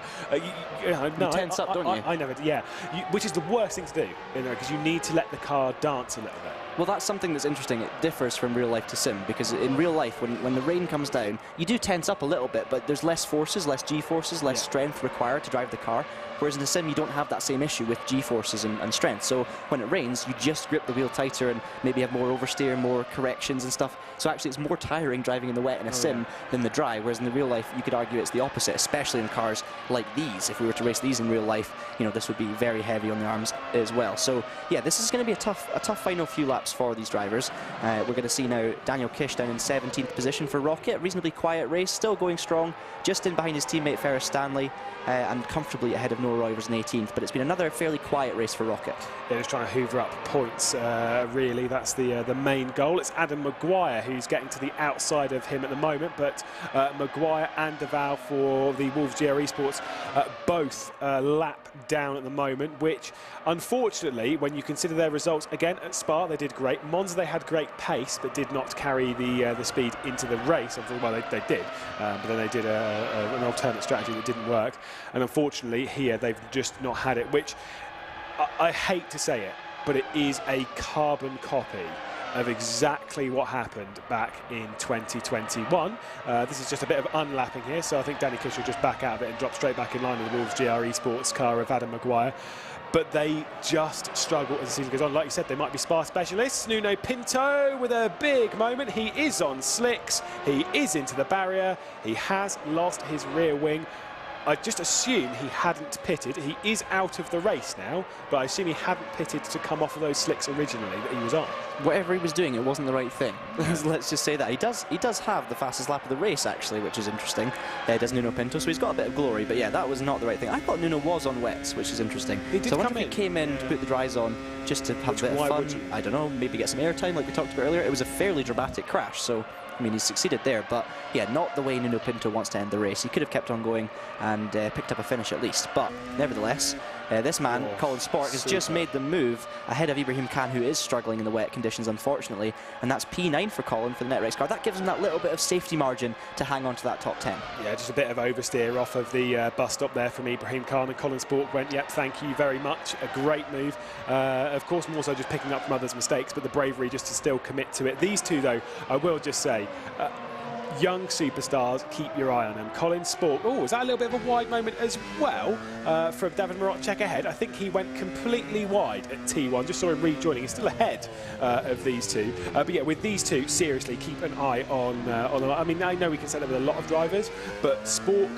you know, the young Dutchman, and then Ibrahim Khan, the young Scotsman, both of them are incredible talents with a lot more to give to the sim racing world, and definitely a couple to keep an eye on. I would also say his teammate Noah Roivers, unfortunately, Roivers is not not coping quite as well with Formula Pro as his teammate is. Yeah, and to be this competitive this early on in their careers, obviously, these guys are young. They might go away and finish school and go on to do other things, and maybe sim racing takes a back seat, or maybe they focus on sim racing and they make their way to the front of the grid like we've seen so many other drivers do over the years. And sim racing is in that position now with esports and the amount of money that's available. These opportunities can actually turn into careers for these guys. Two names definitely to keep an eye on for the future, both very talented and showing everything out here today. And Can obviously qualified on the second row, really impressive, but now it's Colin Spark who's making inroads and doing a great job. Can Ibrahim hold on to that top 10? I hope he does. I think he deserves it today. He's done a steady race. Okay, he's dropped back in positions, but he's not made many mistakes. He's kept it nice and clean, so fingers crossed for him. He is dropping a second a lap back though to Boyack, and with 4 minutes left to go, he's got 4 seconds of advantage. I think it's going to come down to the final lap or two between Khan and Berliak as to who's going to finish in the final spot in the top 10. Berliak looking for his 3rd consecutive top 10 of 2022. Ibrahim Khan did have a top 10 in the first round of the season, failed to get into the top 10 in the previous round, but still would quite like to get back inside the top 10 and return to that form, looking for a joint personal best result because he finished in 10th at Spa. Michi Hoyer is obviously trying to attack Alex Siebel here. Their teammate Dennis Jordan in the Oracle Rebel Racing esports camp have pulled out quite a bit. Ciggy's pace has dropped off a touch as well. He's now 4/10 a lap slower than Jeffrey Rietveld and Jernej Simončič, but the load of them, they're kind of crisscrossing on the timesheets. I think they're really about 7 seconds between Ciggy and Rietveld, and then 5 seconds back to Simončič, as here is Adam Maguire. Yeah, very off-lighted through turn 1, and that's going to make the flat-out kink, the kind of quick chicane turn 2 very tricky in the wet. But Adam Maguire seems to have it all under control. Speaking of under control, Kevin Ciggy, 7-second gap, as you say. He is cruising to the finish now. He's got it completely in the bag. It has been a textbook performance from Kevin. We got a little stressed on his behalf when we saw Redline come into the pits early, or what looked like it was going to be early. But in actual fact, it kind of evened out fairly. It was a bit less dramatic than I predicted it would be, because everyone seemed to pit around about the right time, and no one's made a big mistake. These guys are very professional, and yeah, the ultimate professional performance from Kevin. And with them running around 1:30s. Based on how far ahead Michi Hoyer is, we're very close, and this kind of happens with these timed races, we're very close to it being 2 more laps or 3. And it almost kind of comes down towards Kevin Ciggy. He comes down into the West Horseshoe now, and we can kind of, we'll be able to get a bit of a better judgment this lap. If he crosses the line with about 1:35 left to go, then we're more likely to have it as 3 laps from this point, as the yellow flag comes out in Sector 2. Did come out in Sector 2 not too long ago, and that is the sector that Kevin Ciggy is in. He'll be a little bit panicked if we keep seeing yellow flags out in the sectors that he's going through, but I mean, Ciggy's well experienced in sim racing, much, or he wouldn't bat an eye at it too much. No, it should be nice. When you see a yellow pop up, it's always a little bit of panic, but then when it disappears quickly, you think, right, someone's just run wide or had a quick spin. It's not too bad, but everything right now he will be noticing, and he will be, of course, paying attention to. He's got that time in hand. He can afford to look a little bit down the road, make sure he avoids any incidents, just lift if he has to. But yeah, I mean, it's looking good. We're going to see a replay now, and this looks like Erhan Yovsky. It goes from bad to worse for R8G. The championship leaders, of course, in the team standings. Yovsky already outside of the top 14, down in 15th place, and that's probably what the yellow flag was for, Lewis. They're having a terrible round, R8G, considering he was down in 15th. Marcel Cinchik again, who's in 13th, and will receive that 30-second time penalty post-race for the contact with Jarno Opmeer on the first lap. As Kevin Ciggy crosses the line, based on time, it's so close. I think, I'm gonna say it now, I think this is the last lap of the race, but he can't afford to lift off. If it's within like 5 seconds of it, he can't afford to lift off and make it 1 lap less. He's a tiny bit too close to take that choice, because if he backs off and then tries to match the time, if he misjudges it, he's got Rietveld all over the back of him. So I think you're right. I think he goes, as long as he's got the fuel, he goes another lap. Obviously they're teammates, so they could coordinate it themselves. They can both back off a little bit, Simončič. But it's too much of a risk. You're right, because Simončič isn't that far away either, and Simončič is closing, by the way. So these guys still can't afford a mistake. Here's another probably yellow flag that we saw earlier, and that would have probably been the sector 2 one, and Adam Maguire. You could see it coming. It's the incident we talked about in the chicane. Too much curb in the wet. It's even worse. Nothing he can do to stop that car hitting the wall. Front wing, rear wing gone. Car in the garage, and a nightmare for Wolves. Well, this is Ciggy then coming up towards the bus stop, and with 25 seconds left to go, I think this is going to be the final lap of the race. He'll have 20 seconds on the clock as he departs the bus stop. And what a counter to what we had back in 2021. We had 6 races, all 6 were won by the same person. Bono Huis absolutely in control back in 2021. And as we leave the final corner now and head onto the start-finish straight to cross the line here at Daytona, Kevin Ciggy becomes the 3rd different winner of 2022. Calm as you like across the line in very tricky conditions. It's yet another Team Redline 1-2. It was Rietveld ahead of Ciggy back at Spa. It's Ciggy ahead of Rietveld here at Daytona, and the championship leader joins them on the podium. Success ballast? What success ballast? 10 kilos on board, still good enough for 3rd. Dennis Jordan and Alex Siebel will come home in 4th and 5th for Oracle Red Bull Racing Esports. Mitchy Hoyer in 6th, meaning you're absolutely right. We have 3 manufacturers in the top 3 teams. Yeah, phenomenal effort from all of those 3 teams, it has to be said. You could see Kevin Ciggy, you know, checking to make sure the race was over when he crossed the line. He wasn't 100% sure, but the checkered flag had flown just before he crossed. And absolute domination from Redline. A close battle over the line there. I'm not quite sure. Was it Burlack and Can? Yeah, that's for P10, but it looks like Can just held on to take P10 from the charging Petter Burlack, who's one of the quickest on circuit towards the end of that race. But yeah, phenomenal from Redline. Another 1-2, 2nd one of the season. Ciggy and Rietveld yet again, but Jernej Simončič, championship leader, will probably hold on to the championship lead, Lewis, after a stellar effort in 3rd place. Team Fordzilla and Fiducci will be kicking themselves, because if the rain had come down just 2, 3, 4, 5 minutes later, this could have been a very different race for Team Fordzilla. Unfortunately, that is how it goes. That is the risk you take when you make strategy calls exactly like that. We'll see once again how close things were in the background. Was that? That was a back marker, I think. It was indeed. I think that was Can alongside a back marker, which maybe made it look closer than it actually was for P10. I'm not 100% sure on that one, but I think we're just trying to big things up more than it looked. I mean, it looked dramatic. Let's just pretend. Let's pretend it was for position. Yeah, exactly. Either way, Khan does hang on to the top 10. So Petter Burlack, no 3 consecutive top 10 finishes for him in 2022. But Kevin Ciggy missed the. Where did he finish last round? He missed even the top 10 last round. Did Kevin Ciggy? Of course, finished on the podium in 2nd place back in the 1st round of the season, and then missed it in the 2nd. But he is back to form here at Daytona. Kevin Ciggy victorious ahead of his teammate Jeffrey Rietveld. Jernej Simončič rounds out the podium to make it yet another podium for Jernej Simončič, his 2nd consecutive one this year, and I think it's 4th overall. Of course, not quite on par with the victory. Then Oracle Red Bull Racing Esports in 4th and 5th. Dennis Jordan ahead of Alex Siebel. Mitchy Hoyer in 6th. Bono Huis. Still further disappointments for Huis. That is the same position he finished in last round, so he's had a 3rd, a 7th and a 7th as he returns to Formula Pro. Obviously the champion of 2021. David Marocek gets his 1st top 10. So does Colin Spork as well. So great results for them in 8th and 9th. And Ibrahim Khan rounds out the top 10. Not a million miles ahead, of course, of Petter Burlack, who would end up finishing in 11th position. And of course, those behind, Mohamed Patel, his teammate, directly, or the teammate of Ibrahim Khan. I always think it's Burlack and Patel as teammates. But Patel in 12th. Marcel Chinchik, disaster day for RHG, and that will drop even further. He'll have a 30-second time penalty added to him from this point on, as the rest of them will cycle through retirement. Only 3, to be fair. Realistically, you could probably make it 4 with Adam Maguire as well with that late race crash. But Nuno Pinto, Michael Romanidis and Jarno Opmeer, all retirements from this race. Surprised it was only that few.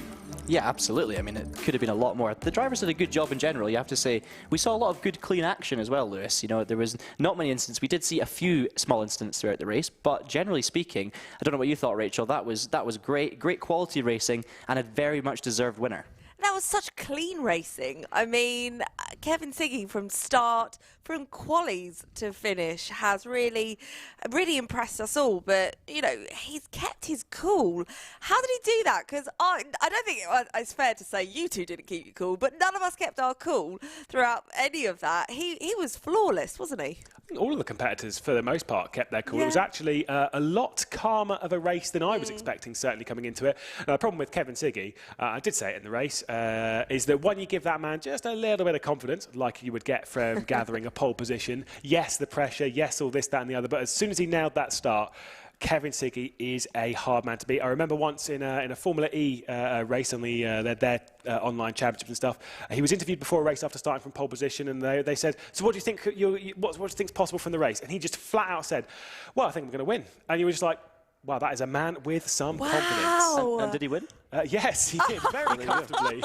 Yeah, no, phenomenal, wow. absolutely phenomenal from Ciggy. And I think it was credit to the drivers themselves in general. I think they all got the strategy, other than Fordzilla, I'm sorry to say. They all pretty much got it right. They managed to fuel up enough to get them to the wet section of the race. They didn't know it was going to rain for sure. The rain did come, and it worked into their hands. So the reason it ended up fairly static, I think, Rachel, is because every team, except for the poor Fordzilla team, did a really good job with it. Yeah, no, I totally agree. And I'm going to have to leave you guys for just one moment because we've got our race winner. We've got Kevin Ciggy. Kevin, congratulations. Thank you. Cool, calm and collective. Yeah. Come on, let's talk about it. First of all, with qualies, you nailed it. What was your confidence like coming into this race? Were you slightly apprehensive or raring to go? Confidence really wise, I wasn't that confident going into this race because this track just sucks with this car. Like, it's one of the worst track car combos I've ever done, and it's just too bumpy for this car. It's just insane. But once I got into the practice session, I saw all the people being 3-4 tenths off from the get-go. I mean, then my confidence kind of boosted up, and then I was like, if I can do just a simple lap, in qualifying, it might still be pole and second place with my teammates. So, yeah, I mean, confidence really kind of shot up through the roof when I got into the practice session. But before that, no, I was raging super hard on this track. Wow, I had no idea. So therefore, I think it was the last 20 minutes, the rain started. How tough, therefore, was that on you, especially with this track? The rain wasn't really any special. I mean, our setup was obviously strictly made for the dry and not really for the wet, so that kind of lacked pace a bit. But I mean, we just practiced it today for like half an hour and then just winged it, But we knew it was going to come in the second half of the race, so we kind of judged it based on how many laps it might be. And we almost did it perfectly. I think we were like 1 lap too short, 1 lap offset backwards. So in terms of that, strategy went well, and the pace in the wet was also quite nice, even though my rears were just getting absolutely smoked. But yeah, overall, I think we did a terrific job with literally everything today. No, you really, really did. Textbook racing. And I love how you just said then, you just winged it. That's brilliant. Spoken like a true winner. And what's it like for, Team Redline to have a 1-2? What's it like to kind of share this podium now with your teammate? I mean, it obviously feels amazing because, I mean, a 1-2 is obviously the best result you can get as a team. So getting that and knowing that we did our job in practice makes us obviously feel really happy and we're really proud of that effort. And I mean, that's what we're just pushing for. 1-2 is the only thing that we want. We're not gonna be satisfied with 1-3 or something like that. I mean, I guess we'll take it, but 1-2 is always the goal. It's always the goal to win the championship. I mean, at the end of the day, just look at us. I mean, we're winning a lot of things, and obviously this is the ultimate goal in everything that we go into. We never sort of lack in practice. We never sort of lack in motivation, so to speak. So we always push forward, and we always go for 1-2s. Well, that's brilliant. And look at it, and you're doing it. Well, look, Kevin, congratulations, and thank you very much for talking to us today, and we'll see you next time out. Thank you. Appreciate it. Wow, I mean, always good to catch up with Kevin Ciggy there. A great to win a race like this is always a great thing, and to kind of say that he was coming into it maybe not feeling quite as confident was an interesting way of kind of seeing it from a man like that. Yeah, absolutely. I thought it was really interesting that he didn't have confidence in the car and track combo. In fact, he quite clearly hated it. He wasn't comfortable at all. But he did have confidence in himself, and he had confidence in the team, and that's what he proved again. He's always going after 1-2s. He was very calm. This is, I think he spoke like a man who's very, very confident in his championship challenges. Well, of course, you saw a bit of the new wet weather here in R Factor 2, and that's all because there's been some brand new stuff added in the Q2 content drop.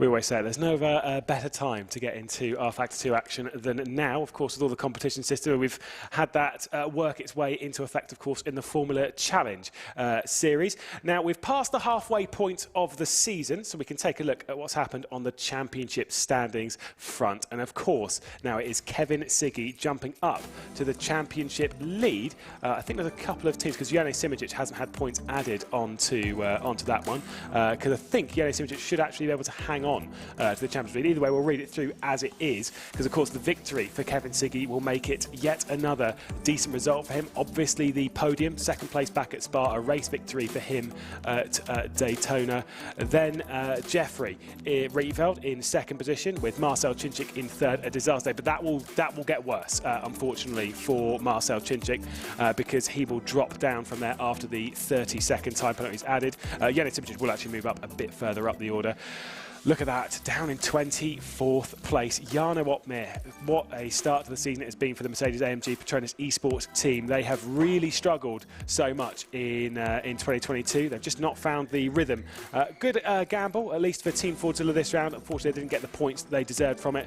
And of course, the progress that's been made from the likes of the NetRex group, courtesy of some better pace this round. You can see they're up there in 11th position in the standings. They move up off of the bottom of Team Fordzilla, just a point off of Wolves GR Esports and Rocket Sim Sport. Team Redline, though, lead the championship on 179 points after their second 1-2 of the season, just ahead of Oracle Red Bull Racing Esports, which I think might actually end up being Burst in second spot. But either way, I'm now joined by Rachel. Hello. Ah, hello. You're right, though, I'm He's good, causing I'm carnage good. in the other room, I see. Just a little bit carnage, but it's absolutely fine. We could control it. Very quickly, Kevin, I loved his attitude. It's like, yeah, So that's calm. what we want. We just 1-2. You know, we practice, we do this, we do that, and that's it. That's how we get it. That's kind of, yeah, I guess that is what racing is all about. But he was very cool, calm, and collective. Yeah, no, Good winner. I can destroy that in a moment. I beat him in a couple of races once, so just he can pump the brakes and that. So, of course, Kevin Ciggy's he's a great driver, very, very calm, and knows how to win through being calm. That's the thing, is that he doesn't panic. Yeah. He's been in sim racing for 10 years. He just breathes and thinks, I know what I'm doing here. I'm just going to win, easy.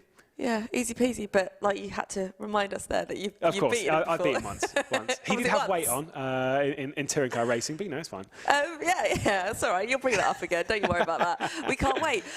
Donington Park, next time out, 4 weeks' time for round 4. What do you think of Donington Park? What kind of race do you think we're going to get? It's a tricky circuit to pass at. When you go through Coppice, McLean's and stuff at the top end of the circuit, quite difficult to overtake. Redgate Turn 1's really your best overtaking opportunity, but it's all quite tight. It's going to be Mistake City. It's one of those circuits which bites. Yeah, no, great city. I mean, I'm not going to tell you which city Mistake City's in, but it's one of them. But of course, it's a circuit which punishes mistakes. There's a lot of grass runoff, and when you do go off there, you get pulled straight off into a barrier. It's a very, very different circuit to what we've got here at Daytona. Track position is going to be king. Qualifying is going to reign supreme. Oh, can't wait. And very quickly, actually, one last thing. Mercedes.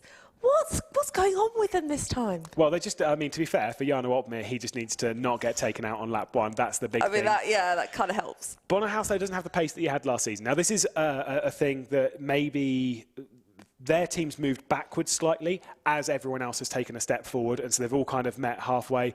It's tough stuff, but, they'll come back stronger in the second half of the season, I'm sure. Yeah, well, I'd say we're halfway through the season, so, it could change, maybe. This is me being an optimist there, I think. So like you say, next time out, we're in Donington Park. That's in 4 weeks' time. And I believe we're almost at the very end. Thanks so much, everyone, for joining us today here. It's been a fantastic race. Well done to our winners. And we'll see you, myself and Lewis, we'll see you next time out in 4 weeks' time for round 4 of the Formula Pro Series.